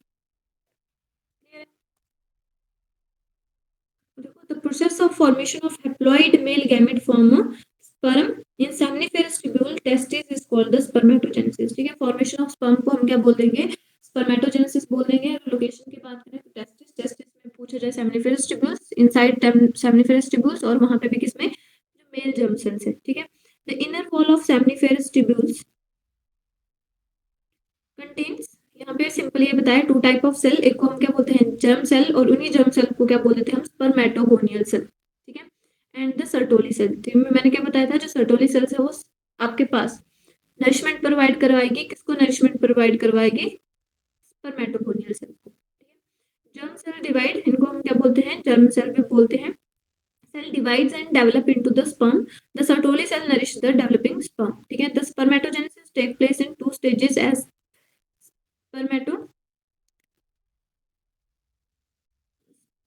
spermatogenesis, ठीक है, एंड स्पर्मियोजेनेसिस। अब बेसिकली ये जो आपके पास प्रोसेस है जिसको हमने क्या बोला, स्पर्मेटोजेनेसिस बोला। ठीक है, अब बेसिकली स्पर्मेटोजेनेसिस में आपके पास क्या होता है, यहाँ पे थोड़ा सा बता देती हूँ। ये मेरे पास मान लो टीएस ऑफ टेस्टिस है। ठीक है, टेस्टिस में मैंने बताया था आपके पास 2 टाइप की सेल्स होती हैं, एक को हम क्या बोलते हैं, सर्टोली सेल्स बोलते हैं। ठीक है, और सर्टोली सेल्स के बाहर जो आपके पास ऐसे सेल्स होती हैं जिनको हमने जर्मिनल सेल बोला। ठीक है, तो ये मैंने स्काई ब्लू में बना दी जर्मिनल सेल्स। ठीक है, अब सबसे पहले अब हमें क्या चीज पता है कि जो हमारी बॉडी है, ठीक है, हमारी बॉडी में जितनी भी सेल्स हैं वो कैसे होती हैं, डिप्लॉइड है हैप्लॉइड। कौन सी प्लॉइडी लेवल होता है उनका, डिप्लॉइड होती है। ठीक है, तो ये जो मेरे पास कौन सी सेल है, स्पर्मेटोगोनियल सेल है। ठीक है, स्पर्मेटोगोनियल सेल। अब सारी जो स्पर्मेटोगोनियल सेल्स हैं वो कितनी है, डिप्लॉइड है। ठीक है, डिप्लॉइड मतलब यहाँ पे नंबर ऑफ क्रोमोसोम कितना है, 46 है हर सेल में। क्लियर है। अब यहाँ पे जो मेरे पास स्पर्मेटोगोनियल सेल्स हैं वो क्या करेंगी, पहले वो क्या करेंगे, अपना नंबर इंक्रीज करेंगे। ठीक है, अब जैसे ही कोई आपके पास बॉय है वो कहाँ पे पहुंच गया, प्यूबर्टी पे, एडोलेसेंस की एज को रीच करता है, तो वहां से उसके उसके जो आपके पास रिप्रोडक्टिव ऑर्गन है वहां पे क्या स्टार्ट होने लग जाएगा, स्पर्मेटोजेनेसिस की प्रोसेस स्टार्ट हो जाएगी। ठीक है, स्पर्मेटोजेनेसिस सिंपल क्या है आपके पास, formation of sperm is called the spermatogenesis. ठीक है, तो यहाँ पे जो हर सेल है वो क्या है, 46 है, डिप्लॉइड है। ठीक है, अब यहाँ पे फर्स्ट क्या करेंगे, फर्स्ट जो स्पर्मेटोगोनियल सेल्स हैं उनमें क्या होगी, माइटोसिस होगी। ठीक है, अब माइटोसिस आपको पता है कैसा डिवीजन है, इक्वेशनल डिवीजन है। तो माइटोसिस को क्यों किया जा रहा है, माइटोसिस को अकर होती है किसके लिए, to increase the number of spermatogonial cells. ठीक है, और यहाँ पे जो आपके पास सेल्स बनेंगी, ठीक है, जो स्पर्मेटोगोनियल सेल्स है वहां से आपके पास, अब हमें पता है एक माइटोसिस से आपके पास 2 डॉटर सेल्स बनती है। तो यहाँ पे बेसिकली आपके पास क्या बनेंगी, ये जो सेल्स बनेंगी इनको मैं बोलूंगी प्राइमरी स्पर्मेटोसाइट। ठीक है, तो ये मेरे पास क्या बन गया, प्राइमरी स्पर्मेटोसाइट। ठीक है, अब ये जो मेरे पास प्राइमरी स्पर्मेटोसाइट है इनमें अगर मैं पोलैरिटी लेवल पूछूं तो कैसा रहेगा, 46 ही। क्यों, क्योंकि यहाँ पे इक्वेशनल डिवीजन हुआ है। ठीक है, तो यहाँ पे नंबर इंक्रीज हो जाएगा। ठीक है, फिर से आपके पास क्या हो गया है, यहाँ पे जैसे मान लो फिर से माइटोसिस हो गई मान लो इनमें। ठीक है, तो आपके पास माइटोसिस के बाद क्या हो जाएगा, ऐसे सेल्स हो जाएंगे। इतना समझ आया। ठीक है, अब ये सारे मेरे पास क्या है, प्राइमरी स्पर्मेटोसाइट्स हैं। ठीक है, तो मेरे पास क्या होगा, जो प्राइमरी स्पर्मेटोसाइट्स होंगे वो कब बनेंगे, जब आपके पास क्या होगा, जो सेल है, जो स्पर्मेटोगोनियल सेल्स हैं वो क्या करेंगे, नंबर को इंक्रीज करेंगे। ठीक है, उसके बाद जो आपके पास स्पर्मेटोगोनियल सेल है जिसको मैंने क्या बोला, प्राइमरी स्पर्मेटोसाइट, उनमें प्रोसेस होगी जिसको हम बोलेंगे मियोसिस। ठीक है, अब हमें पता है मियोसिस 2 स्टेप में होगी, पहले होगी मियोसिस 1। ठीक है, अब हमें पता है जो मियोसिस 1 है वो कैसा डिवीजन है, वो रिडक्शनल डिवीजन है। तो आपके पास एक ही सेल में रिप्रेजेंट कर रही हूँ मैं। ठीक है, तो एक मियोसिस से आपके पास कितनी सेल्स बन जाएंगी, 2 सेल बनेंगी, और हर में जो आपके पास पोलॉइडी लेवल होगा वो हाफ हो जाएगा। ठीक है, यहाँ पे एन हो जाएगा, पहले कितना था, 2n था, अब 2n से कितना रह गया, n रह गया, इसीलिए इसको हमने क्या बोल दिया, रिडक्शनल डिवीजन बोल दिया। ठीक है, तो यहाँ पे कौन सा डिवीजन हो गया, D4 डिवीजन, रिडक्शनल डिवीजन। ठीक है, तो ये मेरे पास जो सेल्स बनी वो क्या बनी, सेकेंडरी स्पर्मेटोसाइट्स। ठीक है, तो प्राइमरी स्पर्मेटोसाइट्स के बाद क्या बनेगा, सेकेंडरी स्पर्मेटोसाइट्स। ठीक है, अब ये जो मेरे पास सेकेंडरी स्पर्मेटोसाइट है वो फिर से इनमें क्या होगा, हमें पता है मियोसिस 2 स्टेप्स में होती है, पहले मियोसिस 1, अब कौन सी होगी, मियोसिस 2।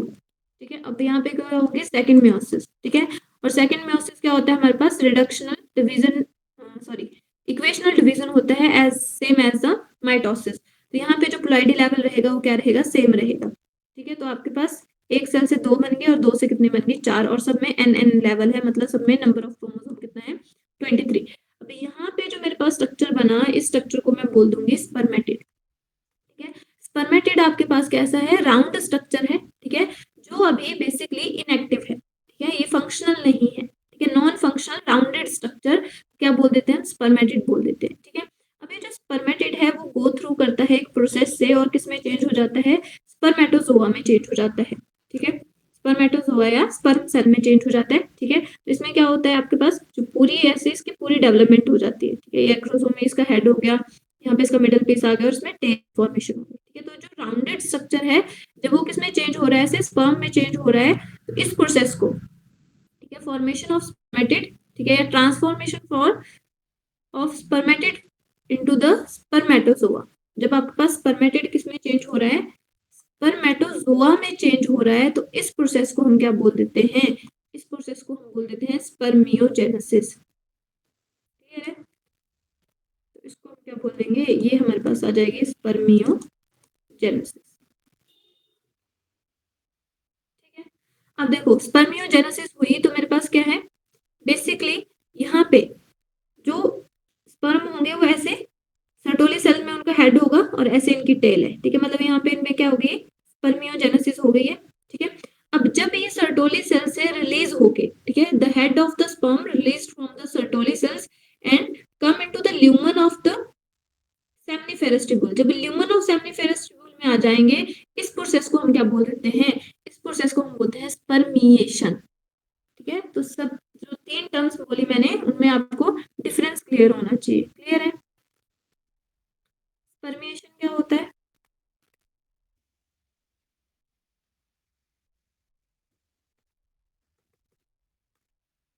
ये मैम क्या बोला आपने कि sperms when release from the Sertoli cell and comes into the lumen, release of sperm from Sertoli cells जो नरिशमेंट प्रोवाइड करवा रही थी, ठीक है, एंड कम्स या रिलीज इनटू ल्यूमन, ठीक है, कम्स या रिलीज इनटू ल्यूमन, ठीक है। तो जो आपके पास जो स्पर्म होगा वो कम या तो वो ल्यूमन में आ जाएगा, ठीक है। तो वो जो प्रोसेस है उसको हम क्या बोल देते हैं, स्पर्मिएशन बोल देते हैं, ठीक है। पहले जब तक आपके पास जो स्पर्मेटिड है वो किस में चेंज हो रहा है, स्पर्मेटोजोआ में चेंज हो रहा है, तो उस टाइम पे वो नरिशमेंट किससे ले रहा है, सर्टोली सेल से ले रहा है, ठीक है। अब जब वो फुल्ली स्पर्म बन गया, ठीक है, जो आपके पास अब फुल्ली स्पर्म भी कहाँ पे बनेगा, फिर यहाँ पे बनेगा, क्योंकि जो स्पर्मेटिड था वो किससे न्यूट्रिशन ले रहा है, यहाँ से वो न्यूट्रिशन ले रहा है, गोल गोल था, ठीक है। उसके बाद क्या होगा, इसमें डेवलपमेंट हो गई, इसमें ऐसे बन गया, इसमें टेल बन गई, ठीक है। उसके बाद ये इसका हेड कहाँ पे है, सर्टोली सेल्स में ही है। जब ये पूरा बन जाएगा, फुल्ली मैच्योर हो जाएगा, तो क्या करेगा, यहाँ से रिलीज हो जाएगा और कहाँ पे आ जाएगा, ल्यूमन में आ जाएगा, ठीक है, lumen of seminiferous tubule. Lumen से कहाँ चला जाएगा, ये रेटिटेस्टिस और आगे इसका ट्रांसपोर्ट हो जाएगा, ठीक है। तो आपको तीन टर्म्स का क्लियर होनी चाहिए, स्पर्मियोजेनेसिस क्या होता है, ठीक है, स्पर्मेटोजेनेसिस क्या होता है, स्पर्मिएशन क्या होता है। क्लियर है तीनों? यस, ठीक है। अब देखो यहाँ पे सिंपल है आपके पास spermatid genesis, it is the process of formation of spermatid, ठीक है। अब यहाँ पे इसके लिए आपके पास सिंपल, जहाँ पे स्पर्मेटिड बन रहे हैं तो उस प्रोसेस को क्या बोल दिया हमने, स्पर्मेटो। अब यहाँ पे सिंपल आपके पास जब पूरी प्रोसेस है, स्पर्मेटोजेनेसिस क्या हो गया, फॉर्मेशन ऑफ स्पर्म। जब आप यहाँ से यहाँ तक पूरी प्रोसेस की बात कर रहे हो, ठीक है। अब जब आप यहाँ से सिर्फ यहाँ तक की प्रोसेस की बात कर रहे हो तो उसको हम क्या बोलेंगे, स्पर्मेटिड बोलेंगे अब, ठीक है, स्पर्मेटिडोजेनेसिस, ठीक है। It is the process of formation of spermatid, it involves 3 सब stages.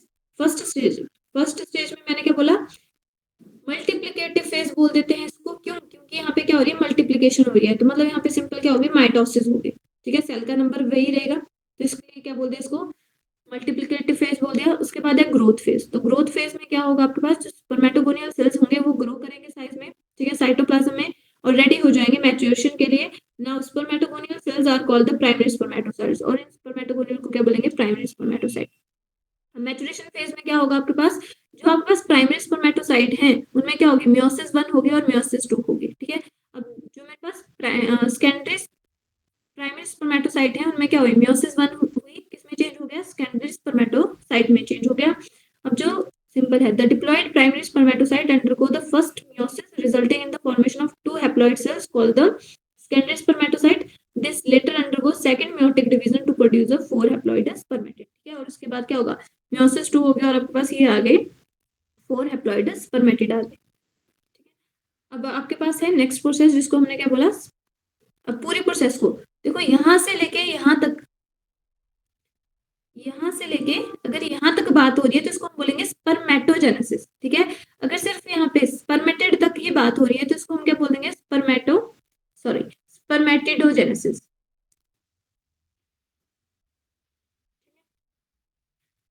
Spermiogenesis it is the process of, spermiogenesis क्या बताया मैंने, it is the process of inactive and non motile spermatid. जो आपके पास inactive rounded non motile spermatid थे वो किस में चेंज हो जाएंगे, वो हो जाएंगे आपके पास मोटाइल स्पर्म में, ठीक है। और इस प्रोसेस को क्या बोल देते हैं हम, इस प्रोसेस को ही हम बोल देते हैं स्पर्मिएशन, ठीक है। एक्टिव मोटाइल स्पर्मेटोजोआ में चेंज हो जाएंगे, ठीक है। The spermatid undergo the following structural changes. अब जो स्पर्मेटिड है, ठीक है, जो मेरे पास राउंड स्ट्रक्चर है उसमें क्या हो जाएंगे, डिफरेंट चेंजेस आएंगे जिसकी वजह से वो किस में चेंज हो गया, अब ऐसे स्पर्मेटोजोआ में, एक्टिव स्पर्मेटोजोआ में चेंज हो गया, ठीक है।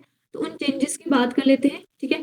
तो देखो यहाँ पे आपने याद रखना है, सिंपल आपके पास जो क्वेश्चन आता है तो सिंपल आता है कि जो स्पर्म है वो स्पर्मेटिड से स्पर्मेटोजोआ में चेंज होता है, तो उसमें मेन रोल कौन से ऑर्गेनेल है, तो आपके पास गोल्गी कॉम्प्लेक्स इसमें मेन रोल प्ले करेगा, ठीक है।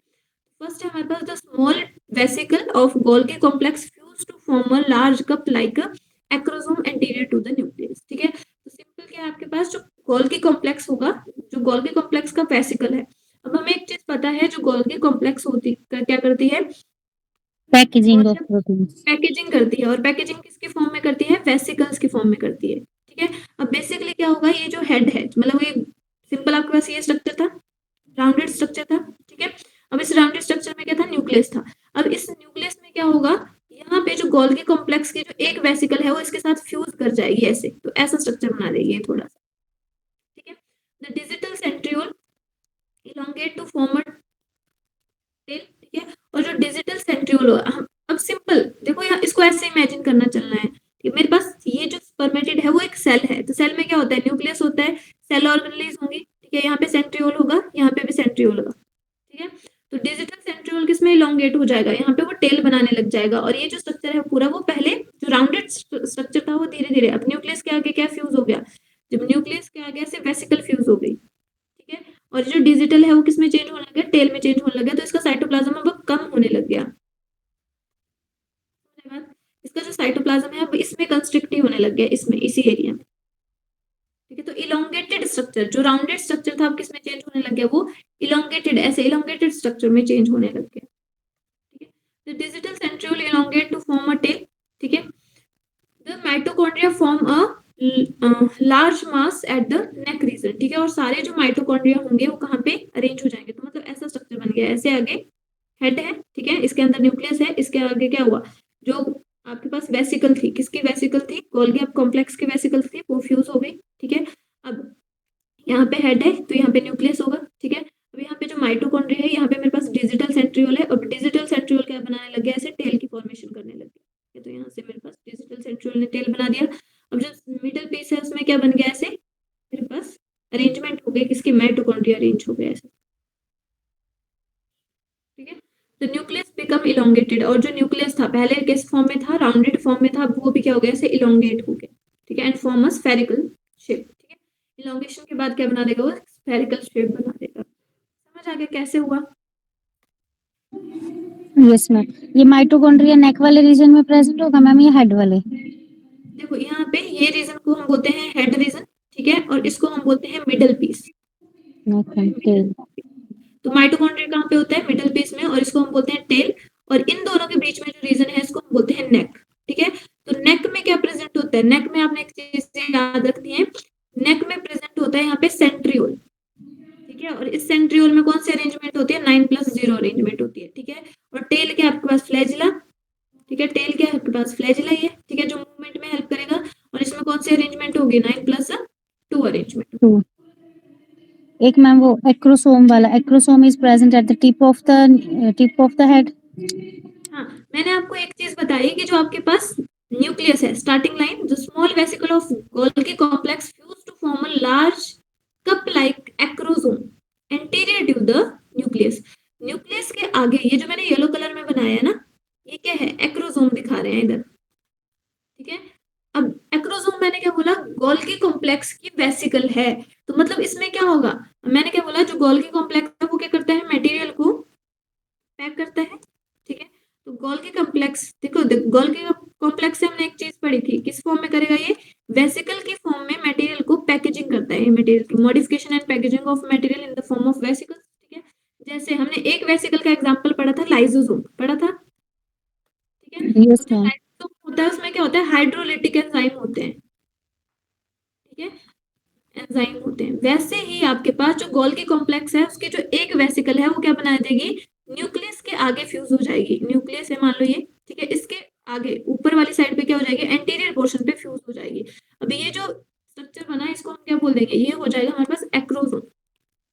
अब ये जो एक्रोसोम है उसकी भी सेम एक्टिविटी होगी, इसमें भी कौन से एंजाइम होंगे, हाइड्रोलिटिक एंजाइम होंगे।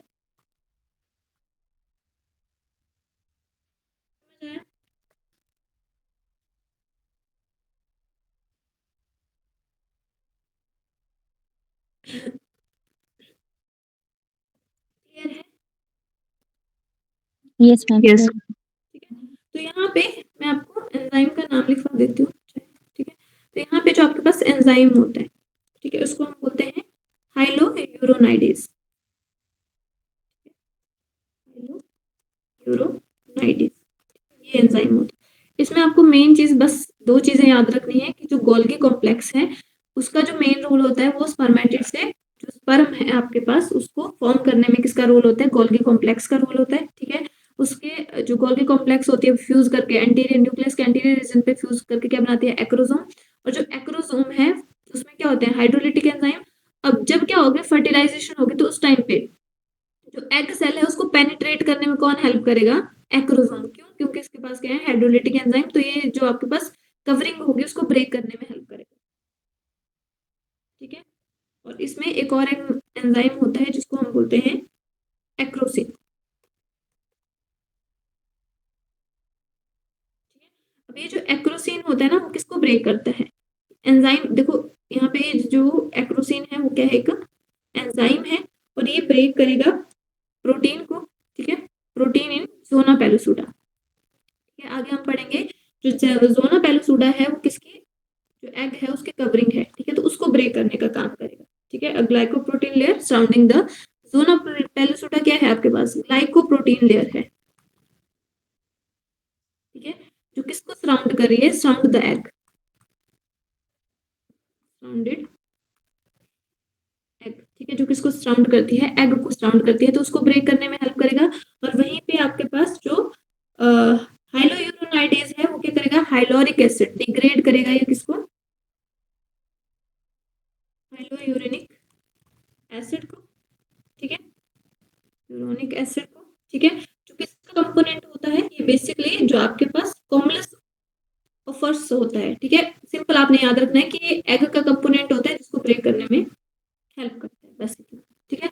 तो आप में ये याद होना चाहिए, ये एंजाइम प्रेजेंट होते हैं,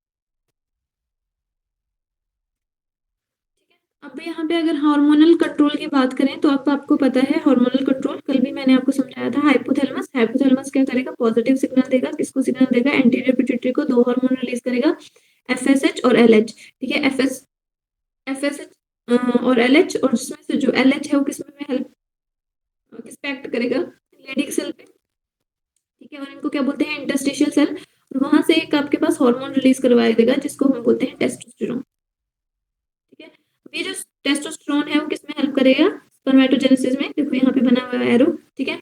और इनके साथ कौन हेल्प करेगा, जो एफएसएच है वो किसको, किसके ऊपर एक्ट करता है, सर्टोली सेल्स के ऊपर।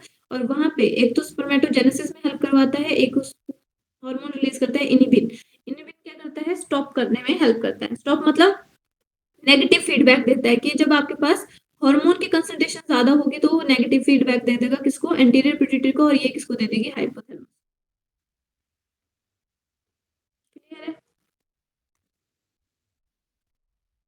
यहाँ से जा रहे हैं और यहाँ से यहाँ को, समझ आ गया। देखो नेक्स्ट है आपके पास स्ट्रक्चर ऑफ क्रोमोसोम, तो आई होप आपको क्लियर है। और एक चीज आपने और याद रखनी है कि जो आपके पास स्पर्म है, ठीक है, प्रोकैरियोटिक और यूकैरियोटिक सेल की बात करें तो जो प्रोकैरियोटिक जो सेल होती है, ठीक है, उनमें जो कहीं पे भी अगर फ्लैजिला है तो कवर होता है प्लाज्मा मेम्ब्रेन से। बट प्रोकैरियोटिक सेल में जो फ्लैजिला होता है, सिलिया होता है, वो कवर नहीं होता है प्लाज्मा मेम्ब्रेन से, याद रहेगा। उसके बाद स्ट्रक्चर ऑफ मैच्योर स्पर्म, ठीक है। तो इसमें क्या है आपके पास सबसे बाहर क्या होगी इसके प्लाज्मा मेम्ब्रेन, फ्लैजिला के पास भी क्या होगी पूरे में प्लाज्मा मेम्ब्रेन होगी, ठीक है। तो आपके पास जब भी आप प्रोकैरियोटिक सेल में, अगर प्रोकैरियोटिक सेल में कोई आप फ्लैजिला देखते हो, ठीक है, फ्लैजिला या सिलिया की बात करते हैं हम, तो उसमें नो प्लाज्मा मेम्ब्रेन, ठीक है, नो पीएम, ठीक है, नो प्लाज्मा मेम्ब्रेन, उसमें प्लाज्मा मेम्ब्रेन नहीं होती है। बट अगर मैं यूकैरियोटिक सेल की बात करूं, अगर यूकैरियोटिक सेल में कोई सिलिया या फ्लैजिला है तो उसमें प्लाज्मा मेम्ब्रेन क्या होती है, प्रेजेंट होती है, ये बोल रही हूँ, ठीक है। तो देखो इसके आगे पे जो न्यूक्लियस है, ये न्यूक्लियस है, तो इसके आगे हेड के पास फ्यूज होता है, उसको स्ट्रक्चर को हम बोलते हैं acrosome, nucleus containing chromosomal material, neck, middle piece, mitochondria, energy source for swimming, ठीक है, और ये हो गया टेल। सिंपल है। Mature sperm cell consist of head, neck, middle piece and tail. Plasma membrane envelop a whole body of the sperm. The sperm head contain very little cytoplasm. A cap-like structure जिसको हम क्या बोलते हैं acrosome is present. ठीक है. They have a well-developed acrosome that cover 40 to 70% of the oval-shaped head. ठीक है. Acrosome is the product. किसका product है? It is the product of Golgi complex and contain number of content such as the acrosine enzyme in a acrosomal matrix. ठीक है. तो उसमें कौन से एंजाइम होते हैं?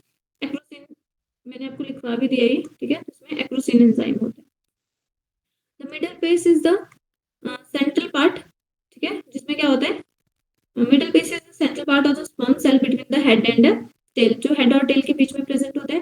पैक्ड माइटोकॉन्ड्रिया क्या करते हैं, एनर्जी प्रोवाइड करवाएंगे स्विमिंग के लिए।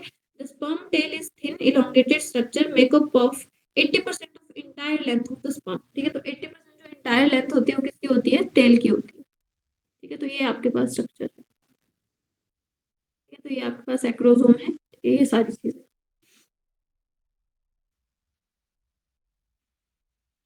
ठीक है। उसके बाद हम बात करते हैं oogenesis। और देखो जो आपके पास स्पर्मेटोजेनेसिस है और oogenesis है उनमें बहुत फर्क है, ठीक है। हमने क्या बात करी, जो स्पर्मेटोजेनेसिस थी वो कब स्टार्ट हुई,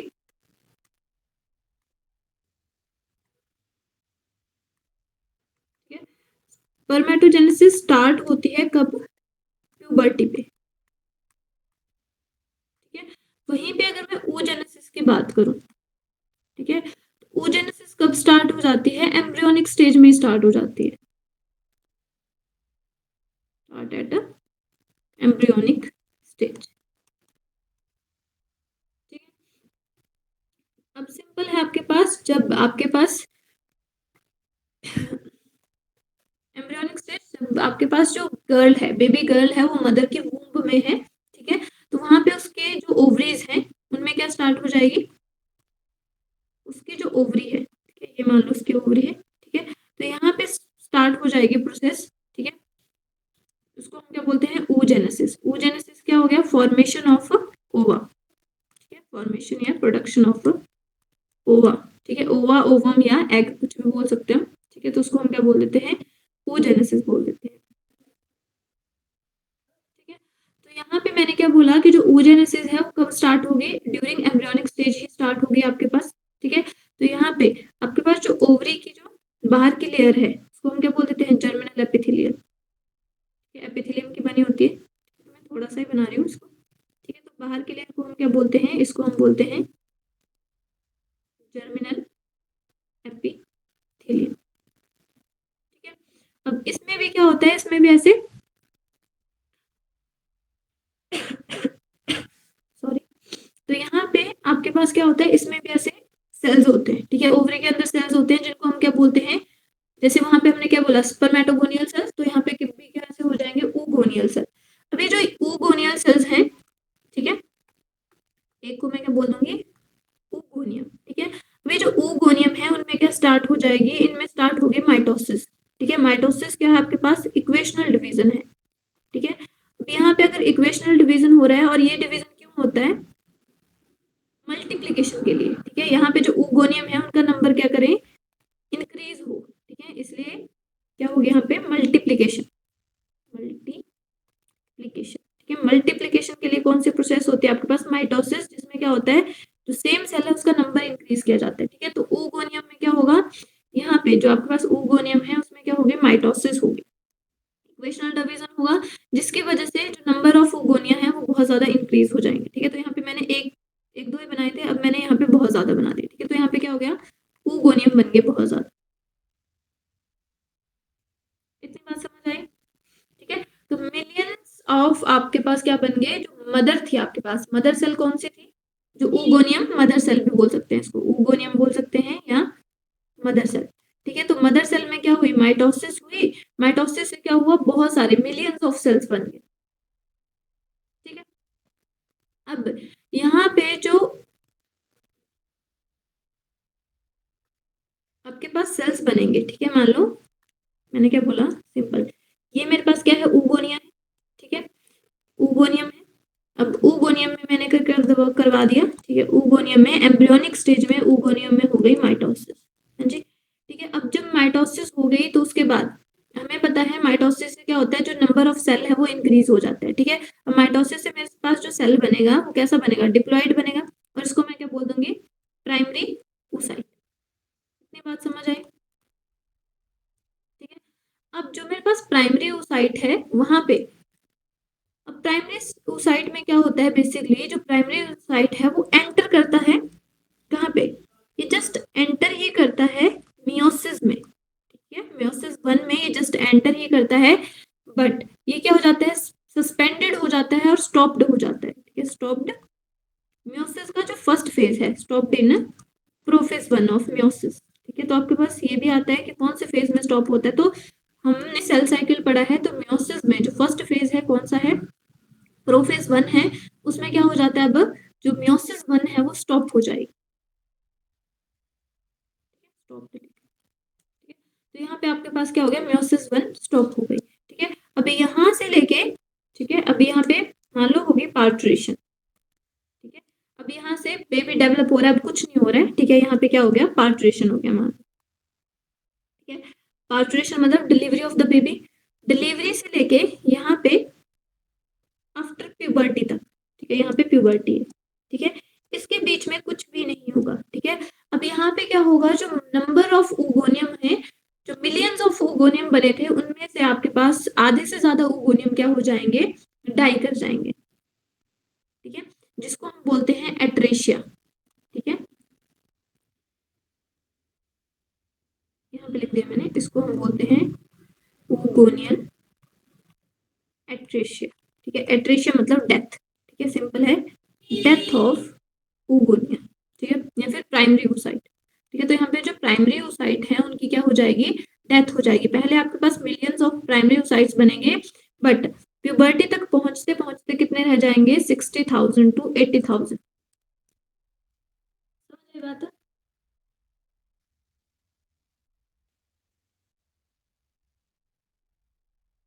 बताओ यस और नो। Yes ma'am.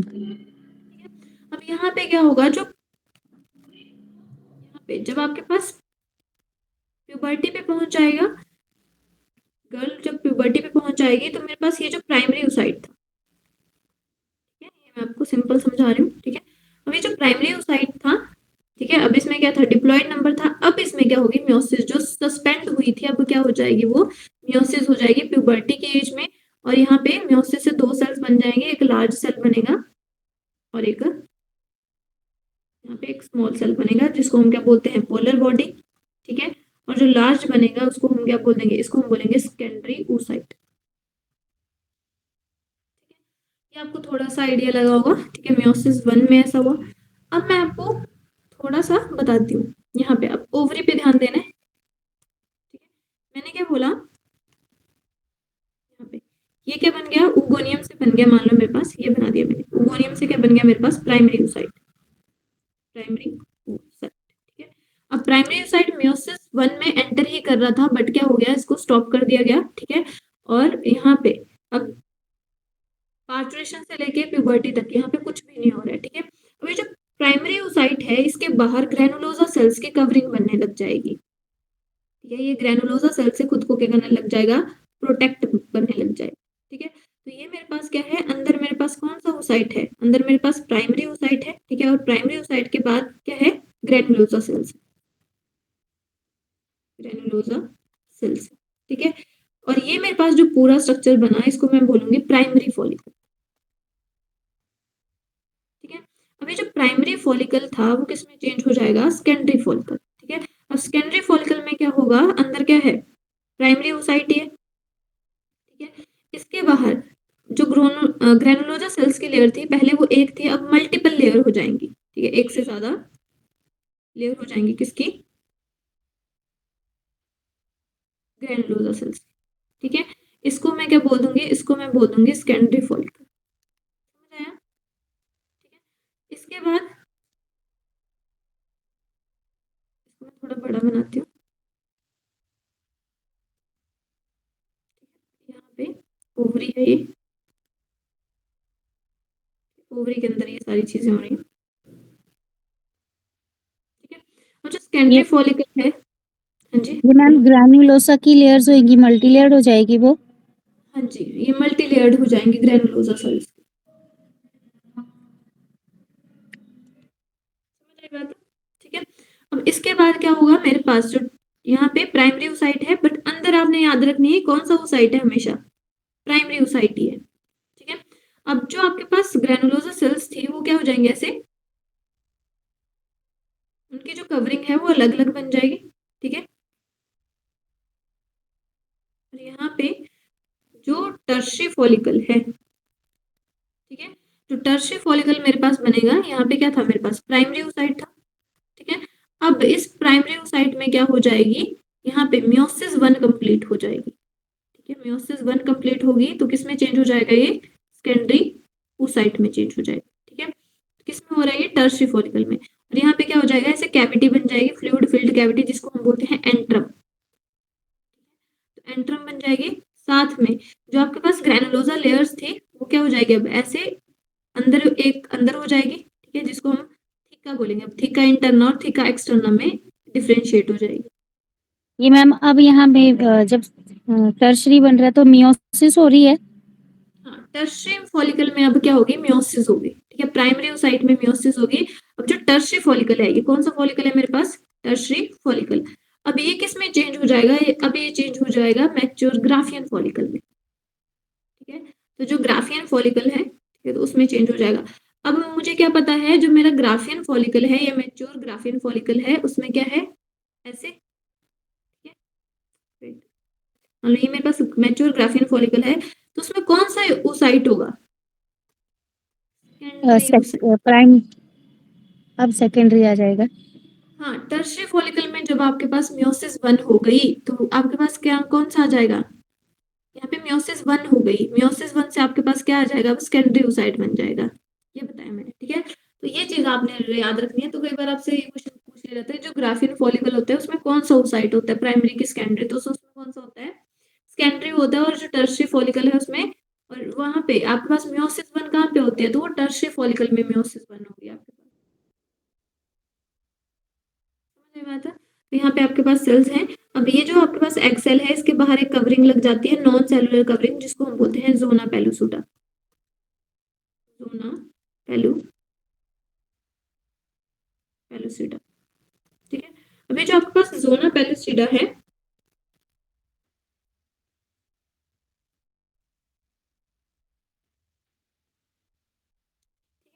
तो ये जो मेरे पास जोना पेलुसिडा है, ठीक है, ये कैसी होती है, नॉन सेलुलर लेयर होती है, सेल से नहीं बनी होती है, ठीक है। This is the non cellular layer, ठीक है। ये आपके पास ग्लाइकोप्रोटीन्स की बनी होती है, ठीक है, ऊपर लिखा भी होगा मैंने, ठीक है। ग्लाइकोप्रोटीन लेयर होती है ये, एग के पास होती है, सराउंडेड द एग।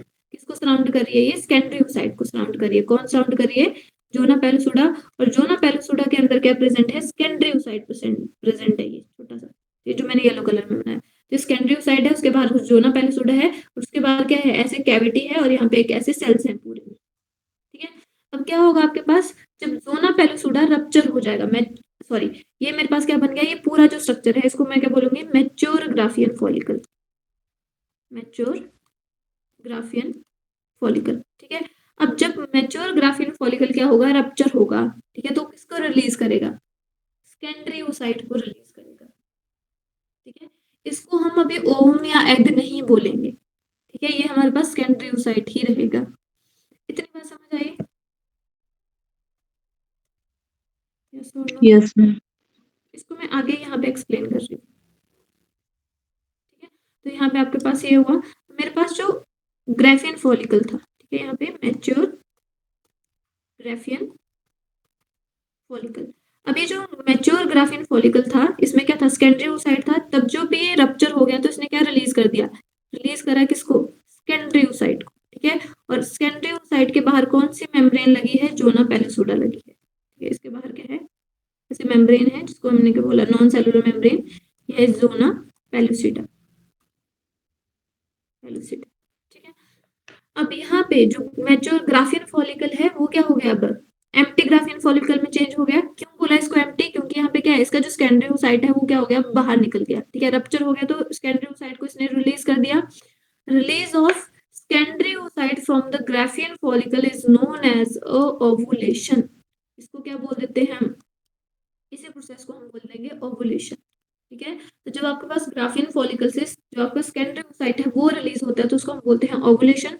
अब जब ओवुलेशन हो गई, ठीक है, अब ओवुलेशन हो गई तो ये क्या बच जाएगा, खाली बच जाएगा, क्योंकि सेकेंडरी oocyte इसने रिलीज कर दिया। तो जो एम्प्टी ग्राफियन फॉलिकल है उसको हम बोल देते हैं कॉर्पस ल्यूटियम, ठीक है। तो कॉर्पस ल्यूटियम क्या है, इसका ओरिजिन कहाँ से हुआ है, ठीक है, तो इसका ग्राफियन फॉलिकल से हुआ है। तो empty Graafian follicle is also called as corpus luteum,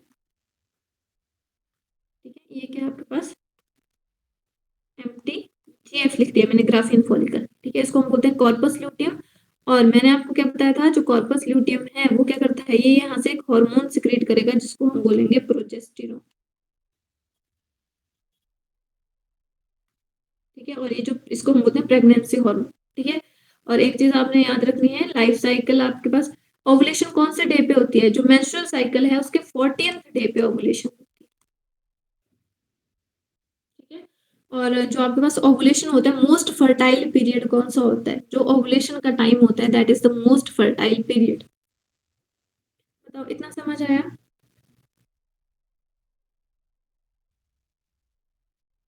समझ आया, नहीं आया, ये Sonu, Yes. Yes, ma'am. Confusion तो नहीं है। और देखो यहाँ पे आपके पास सेकेंडरी oocyte बन गया, ठीक है।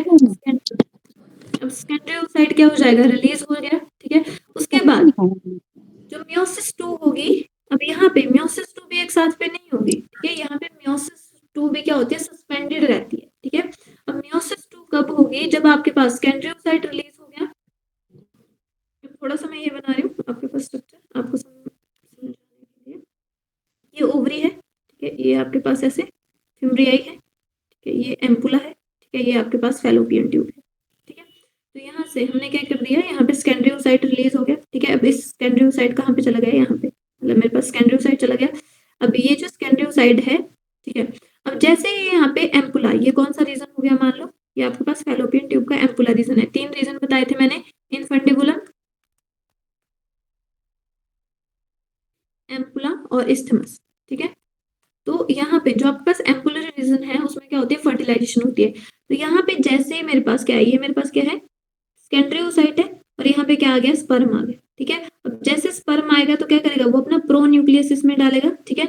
अब जब स्पर्म का प्रो न्यूक्लियस एंटर कर जाता है सेकेंडरी oocyte में, उस टाइम पे क्या होगा, यहाँ पे मियोसिस सेकंड होगी, ठीक है। तो यहाँ पे होगी मियोसिस सेकंड एक्चुअल में, ठीक है। और मियोसिस सेकंड के बाद क्या बनेगा, एक बड़ी सी सेल बनेगी, ठीक है। यहाँ पे बाहर बता रही हूँ मैं इसको, बड़ी सी सेल बनेगी जिसको हम क्या बोलेंगे, ओवम बोल देंगे, एग बोल देंगे, ठीक है। और एक, अब इसमें क्या होगा, ओवम का न्यूक्लियस होगा और एक स्पर्म का प्रो न्यूक्लियस होगा, और fusion of male and female gamete हो जाएगा और क्या बन जाएगा, जाइगोट बन जाएगा, ठीक है। तो मियोसिस 2 कब होगी, समझ आई बात है। मियोसिस 2 आपके पास तब होगी जब आपके पास entry of sperm pronucleus, ठीक है। जो स्पर्म का न्यूक्लियस है जब वो क्या करेगा, एंटर करेगा, तब आपके पास मियोसिस सेकंड होगी। और मियोसिस सेकंड में भी क्या होगा आपके पास, ऐसे मियोसिस में भी आपके पास क्या होता है, एक सेल से 2 सेल बनते हैं, ठीक है। तो यहाँ से एक बड़ा सेल बनेगा यहाँ पे, और एक छोटी सी बॉडी बनेगी जिसको हम बोलेंगे सेकंड पोलर बॉडी, ठीक है। और ये जो सेकंड पोलर बॉडी है, पहले फर्स्ट पोलर बॉडी बनी थी, फिर बनेगी सेकंड पोलर बॉडी। और ये जो बॉडीज हैं, पोलर बॉडीज, ये क्या कर जाती हैं, बाद में डीजनरेट कर जाएंगी, इनका कोई फंक्शन नहीं है। बताओ, समझ आया कैसे होता है, क्या होता है। तो ये मेरी सेकंड पोलर बॉडी कैसे बनी? देखो, हमारे पास जब मैं बात करती हूँ डिवीजन की, ठीक है, तो जो माइटोसिस है या मियोसिस है, ठीक है, तो जो आपके पास मियोसिस है वो क्या करती है, एक सेल से 2 सेल बनाती है, ठीक है। कोई अगर मैं यहाँ पे माइटोसिस की बात करूँ या मियोसिस की बात करूँ, ठीक है, तो यहाँ पे क्या हो गया, जो पोलर बॉडी है उसमें जो डिवीजन हुआ, अभी यहाँ पे अनइक्वल डिवीजन हो गया, ठीक है। अब अनइक्वल डिवीजन से क्या हो गया आपके पास, जब अनइक्वल डिवीजन हो गया तो most of the cytoplasm go to the one cell, ठीक है। तो मेरे पास ये सेल थी, इससे डिवीजन हुआ, तो ऐसे तो क्या होना चाहिए था, इक्वल डिवीजन, तभी तो हम बोलते हैं एनिमल्स में कौन सा डिवीजन होता है, अनइक्वल डिवीजन, ठीक है। तो यहाँ पे मोस्ट ऑफ द साइटोप्लाज्म किस में चला गया, एक सेल में चला गया, ठीक है। और जो दूसरी सेल थी वो रूडिमेंट्री रह गई, छोटी सी रह गई, ठीक है, इसकी ग्रोथ नहीं हो पाई, ठीक है। तो यहाँ पे अनइक्वल डिवीजन हो जाएगा, मोस्ट ऑफ द साइटोप्लाज्म एक में ही चला जाएगा, जो आगे एग को फॉर्म करेगा, ठीक है। इसी को हम आगे एग बोल देंगे, ठीक है, एग या ओवम या कुछ भी होगा। बताओ, इतना क्लियर है आप लोगों को? Yes, ma'am. ठीक है, तो ये आपके पास ऐसे डिवीजन होगा, ठीक है। अगर यहाँ पे देखो, यहाँ पे मैंने कौन सा केस बताया, यहाँ पे फर्टिलाइजेशन एम्पुला में, ठीक है, एम्पुला में अगर फर्टिलाइजेशन होगी, सभी एग में क्या होती है, मियोसिस 2 नहीं होती है। मियोसिस 2 कहाँ पे होगी, जब फर्टिलाइजेशन होगी वहीं पे मियोसिस 2 होगी। अगर फर्टिलाइजेशन नहीं होती है तो एग में मियोसिस 2 नहीं होगी, और मियोसिस 1 के स्टेज में ही आपके पास एग क्या हो जाएगा, शेड हो जाएगा। पता लगा? तो यही प्रोसेस है, ठीक है। इसमें भी आपके पास oogenesis में 3 फेज होते हैं, ठीक है। तो ये आपके पास oogenesis, the process of formation of haploid female gamete, इसको हम क्या बोल देते हैं, oogenesis, ठीक है। स्टार्ट कहाँ से होती है, एम्ब्रियोनिक स्टेज से। Germinal epithelium of ovary, germinal epithelium होंगी जो ओवरी की, वो डिवाइड कर जाएंगे माइटोटिकली और प्रोड्यूस करेंगे million of gamete mother cell, जिनको हम क्या बोलेंगे, oogonia। No oogonia is formed, इसीलिए आपने एक चीज, जो मेल होता है, ठीक है, मेल आपके पास पूरा लाइफ टाइम स्पर्म प्रोड्यूस कर रहा है, क्योंकि वहां पे जो स्पर्मेटोगोनियल सेल्स हैं वो क्या कर रहे हैं, माइटोटिकली डिवाइड करते जा रहे हैं, ठीक है, इसलिए लाइफ टाइम स्पर्म प्रोड्यूस हो रहा है। बट अगर मैं फीमेल की बात करूं, नो oogonia इज फॉर्म्ड और एडेड आफ्टर बर्थ, जितने oogonia बर्थ से पहले बनने थे बन गए, उसके बाद कोई भी oogonia आपके पास क्या होगा, बर्थ के बाद उसकी फॉर्मेशन नहीं होगी। इसीलिए जो फीमेल्स होती हैं उनमें मेनोपॉज आ जाता है, ठीक है। मेनोपॉज मतलब अब वो फर्टाइल नहीं है, नो प्रोडक्शन ऑफ यहाँ पे नो प्रोडक्शन ऑफ एग, ठीक है, एग की प्रोडक्शन नहीं होगी तो नो मेंस्ट्रुअल साइकिल, ठीक है। तो मेंस्ट्रुअल साइकिल नहीं चलेगा, ठीक है। स्टॉपेज ऑफ मेंस्ट्रुअल साइकिल भी बोल सकते हैं आप, साइकिल, ठीक है। तो यहाँ पे जो मेंस्ट्रुअल साइकिल है वो जाएगा, वो स्टॉप हो जाएगा, मेनोपॉज हो जाएगा, समझ आया। oogenesis enter into the meiosis 1, it proceed prophase 1 and get suspended। आपने याद रखना है कौन से फेज में, प्रोफेज 1 में ही सस्पेंड हो जाएगी। During puberty the primary oocyte start meiotic division, ठीक है, यहाँ पे मियोटिक डिवीजन होगी, देखो यहाँ पे सेम जैसा मैंने बताया, oogonia प्राइमरी oocyte अरेस्ट हो जाएगा प्रोफेज 1 में।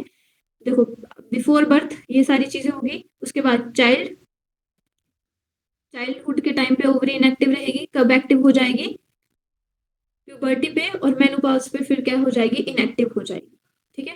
फिर प्राइमरी oocyte किस में चेंज हो गया, सेकेंडरी oocyte में क्या की, मियोसिस 1 की, ठीक है। अब जो मियोसिस 1 हुई, ठीक है, यहाँ पे कौन से फॉलिकल में हुई होगी ये, तो दिस इज टर्शियरी फॉलिकल, ठीक है। तो टर्शियरी फॉलिकल में आपके पास क्या हुई, मियोसिस 1 हुई, जो किस में चेंज हो गया, अब सेकेंडरी oocyte में। अब ये क्या है, ग्राफियन फॉलिकल, अब ये क्या करेगा, सेकेंडरी oocyte रिलीज कर देगा, ठीक है। तो यहाँ पे और देखो सेकेंडरी oocyte है, देखो वहां पे मैं मियोसिस जो आपके पास देखो यहाँ पे लिखा है, secondary oocyte arrested in metaphase 2, ठीक है, ovulated after ovulation. After ovulation मतलब जब आपके पास ग्राफियन फॉलिकल ने क्या किया, ग्राफियन फॉलिकल में सेकेंडरी oocyte को रिलीज कर दिया, उसके बाद उसकी जो मियोसिस 2 है वो भी क्या हो जाएगी, अरेस्ट हो जाएगी। कौन से फेज में, मेटाफेज में अरेस्ट हो जाएगी, कौन से, मेटाफेज सेकंड में, ठीक है। मेटाफेज सेकंड में क्या हो जाएगी, अरेस्ट हो जाएगी, ठीक है। अब सिर्फ कब बनेगी, कब आपके पास वो चीज होगी, ये तब अब होगा जब आपके पास स्पर्म एंटर होगा सेल में, ठीक है। तो सेकेंडरी oocyte है, उसमें जैसे ही स्पर्म एंटर हुआ, देखो यहाँ पे दिखाया हुआ है, ये मेरे पास सेकेंडरी oocyte है, उसमें क्या कर रहा है, ये स्पर्म एंटर कर रहा है, देखो, ठीक है। तो जैसे ही यहाँ पे क्या हुआ, स्पर्म एंटर हुआ, ठीक है। तो जैसे स्पर्म एंटर होगा तो मियोसिस 2 कंप्लीट होगी ओनली इफ फर्टिलाइजेशन, ठीक है। तो मियोसिस 2 तभी कंप्लीट होगी जब फर्टिलाइजेशन होगी, अगर फर्टिलाइजेशन नहीं होती है तो मियोसिस 2 कभी भी आपके पास कंप्लीट नहीं होगी, ठीक है। तो यहाँ पे आपके पास जाइगोट बन जाएगा और यहाँ पे कैसा डिवीजन होगा, this is the unequal division. समझ आया? ठीक है, यही चीजें हैं आपके पास। फेजेस सेम ही रहेंगे, multiplicative phase, growth phase, maturation phase. ठीक है, आपके पास पोलर बॉडी की फॉर्मेशन हो रही है। ये जो मैम पोलर बॉडीज बन रही हैं वो क्या कर रही हैं उसको फंक्शन? पोलर बॉडी को कोई फंक्शन नहीं है, ये स्ट्राइल होती है। ठीक है ना, पोलोसाइड भी बोल देते हैं और बाद में डिजनरेट हो जाती है। ठीक है, बट हमें पता है जो माइटोसिस या मियोसिस होती है उसमें सेल 2 पार्ट्स में डिवाइड होती है। ठीक है, अब इस डिवीजन को क्या कर दिया है नेचर ने, अनइक्वल कर दिया। मतलब जिसने ग्रो करना है, जिसने ऊटेड बनाना है। ठीक है, जैसे हमने वहां पे स्पर्मेटिड पढ़ा है, यहाँ पे क्या है, जो आपके पास सेकेंडरी oocyte है उसको हम क्या बोल देंगे, ऊटेड भी बोल देंगे। ठीक है, अब जिसने मियोटिक 2 के बाद क्या बनाना है, oocyte बनाना है। अब हमें पता है जो हमारे पास एग होगा, सेकेंडरी oocyte है, जिसको हमने एग बोला, उसी में सारी डेवलपमेंट होगी आगे, उसी में डिवीजन होगा। तो मैक्सिमम साइटोप्लाज्म किस में चला जाएगा, सेकेंडरी oocyte बनेगा जो। ठीक है, अब सेकेंडरी oocyte से फिर से डिवीजन होगा, तो जो आपके पास ओवम या एग बनेगा उसमें से सारा साइटोप्लाज्म चला जाएगा और दूसरी जो सेल है वो रूडिमेंट्री रह जाएगी। अब ऐसा दो सेल्स कोई इसका मतलब ऐसे कोई मतलब एडवांटेजियस नहीं है ये, है ना? नहीं, पोलर आपके बॉडी पास रूडिमेंट्री है पोलर बॉडी, ये आपके पास डीजनरेट हो जाएंगे, इनका कोई फंक्शन नहीं है, इसमें थोड़ा सा साइटोप्लाज्म होता है। अब इसकी फॉर्मेशन क्यों हो रही है, क्योंकि माइटोसिस और मियोसिस आपके पास 2 सेल बनाएंगे। ठीक है, मियोसिस 2 के बाद 4 सेल्स बनेंगी, तो हमारे पास 4 सेल बननी चाहिए। ठीक है, तो और वो हो रहा है। आई थिंक कि इसका रीजन एक ये भी हो सकता है कि ज्यादा जो पोलर बॉडीज इसलिए उसमें कम जा रहा है और ताकि ओवम को जो ज्यादा न्यूट्रिशियस रहे वो उसमें ज्यादा साइटोप्लाज्म जाए। हाँ, मेन रीजन उसका वही है कि जो साइटोप्लाज्म चाहिए वो किसको चाहिए, एग को चाहिए, क्योंकि वहां पे फर्टिलाइजेशन होनी है और वहां पे ग्रोथ होनी है। ठीक है, तो मैक्सिमम साइटोप्लाज्म आपके पास एक ही सेल में ट्रांसफर हो जाएगा। ये इशू था मेरा। क्लियर है? Yes ma'am. आगे हम कल कंटिन्यू करते हैं। ठीक है, आई होप जितना मैंने करवाया आपको क्लियर हुआ होगा। ठीक है, किसी को कहीं पे भी डाउट है तो मेरे मैम एक रिक्वेस्ट है, हाँ जी, हाँ जी। मैम क्वेश्चन पेपर जो आप दे रहे हो ना, फुल होल सिलेबस का बायो का मिल सकता है क्या डेली? ठीक है, फुल सिलेबस से क्वेश्चंस एवरीडे, क्योंकि हमारे पास 10 डेज ही रह गए हैं। पॉसिबल है क्या ये? हाँ जी, मैं आपके पास ट्राई करूंगी। तो उसमें जो क्वेश्चन होंगे वो आपके पास डिफरेंट लेवल के हो सकते हैं फिर। ठीक है, डिफरेंट लेवल के, बट डिफरेंट सब्जेक्ट जो हमारा सिलेबस है ना मैम, वो फुल सिलेबस कवर हो जाए उसमें, ताकि हमें प्रैक्टिस रहे कि इस एरिया से आने हैं और हम उस पर थोड़ा फोकस कर पाए, क्योंकि ऐसे करके तो सिलेबस ही नहीं हो पाएगा। कुछ सब्जेक्ट, कुछ चीजें हमसे भी छूट गई होंगी बीच में जो हमने क्लासेस नहीं अटेंड करी हैं। तो मैं चाह रही थी कि हमें एक बार पूरा ओवरव्यू मिल जाए कि ये है, इसमें से ही आना है, फिर चाहे हम डीपली थोड़ा और भी देख पाए उसमें ना बाद में। 10 डेज ही है सिर्फ, तो मैं चाह रही थी कि बायो का इस तरह से हो पाता, अगर किसी को ऑब्जेक्शन ना हो तो। ठीक है, आपको प्रोवाइड कर देंगे हम। और मैम मेरा तो ये था ओपिनियन कि जैसे आप जो करवा रहे टॉपिक वो तो करवाओ, और साथ में हम जो हैं जैसे जो टॉपिक्स रह गए, जैसे ये रह गए हैं जो एक्स्ट्रा हैं, जैसे प्लांट फिजियोलॉजी और structure organization in plants and animal, तो हम साथ में हम वो करते हैं ताकि आप ये भी दे दो टेस्ट में, और जो वो हम रिवाइज करके वो दे, मतलब अगर रिवाइज करके दे that is much better than कि we will do randomly. Maybe आप 2 टॉपिक्स दे दो, 3 टॉपिक्स दे दो, but that will be more sufficient for all. आप बेसिकली आप जो तैयारी कर रहे हो, ठीक है, एक तो आपको, ठीक है, आपके जो बोल रहे हो आप फुल सिलेबस का आपको चाहिए, वो आप मैं प्रोवाइड करवा दूंगी आपको। ठीक है, बायो का।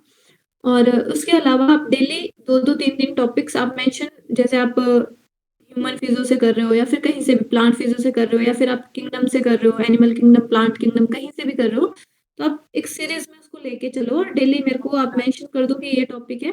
ठीक है, या फिर मैं आपको मेंशन कर देती हूँ कि ये टॉपिक है, आपने पढ़ के आना है, तो मैम फिर मैं आप आपको प्लीज आप मेंशन कर दीजिए, ताकि ये इजी रहे कि सिलेबस भी हमारा पूरा किस साइड जा रहा है और कहाँ रह गया है, फिर कौन सा टॉपिक, कोई भी टॉपिक छूटे ना बीच में। हाँ, ठीक है, ओके। जैसे मैम आप ह्यूमन फिजियोलॉजी करवा रहे हो तो थोड़ा सा जैसे प्लांट फिजियोलॉजी से दे दो एक-एक टॉपिक, ठीक है, ओके। एंड उसको मैम थोड़ा सा जैसे अभी मेंशन कर दीजिए कि आप कौन सा टॉपिक दे रहे हो। तो आपके पास जो प्लांट फिजियोलॉजी है, ठीक है, तो उसमें से स्टार्ट कर लो आप। ठीक है, क्योंकि उसमें आप इजी है, उसमें ज्यादा नहीं है, 3 से 4 ही चैप्टर है। Yes ma'am, yes ma'am. तो उसमें आपने फर्स्ट मिनरल न्यूट्रिएंट वाला पढ़ के आना है एक तो। ठीक है। प्लांट फिजियो में से आप पढ़ के आओगे मिनरल न्यूट्रिएंट प्लांट में से। और मैम ना चलो जैसे सॉल्व तो कर रहे हैं, that is also very good. अगर मतलब जिसको इशू है शी विल आस्क और एनीबॉडी विल आस्क, और जिनको नहीं है तो मींस फिर आगे हम प्रोसीड कर जाएंगे क्योंकि time is very limited. Okay okay okay, ठीक है।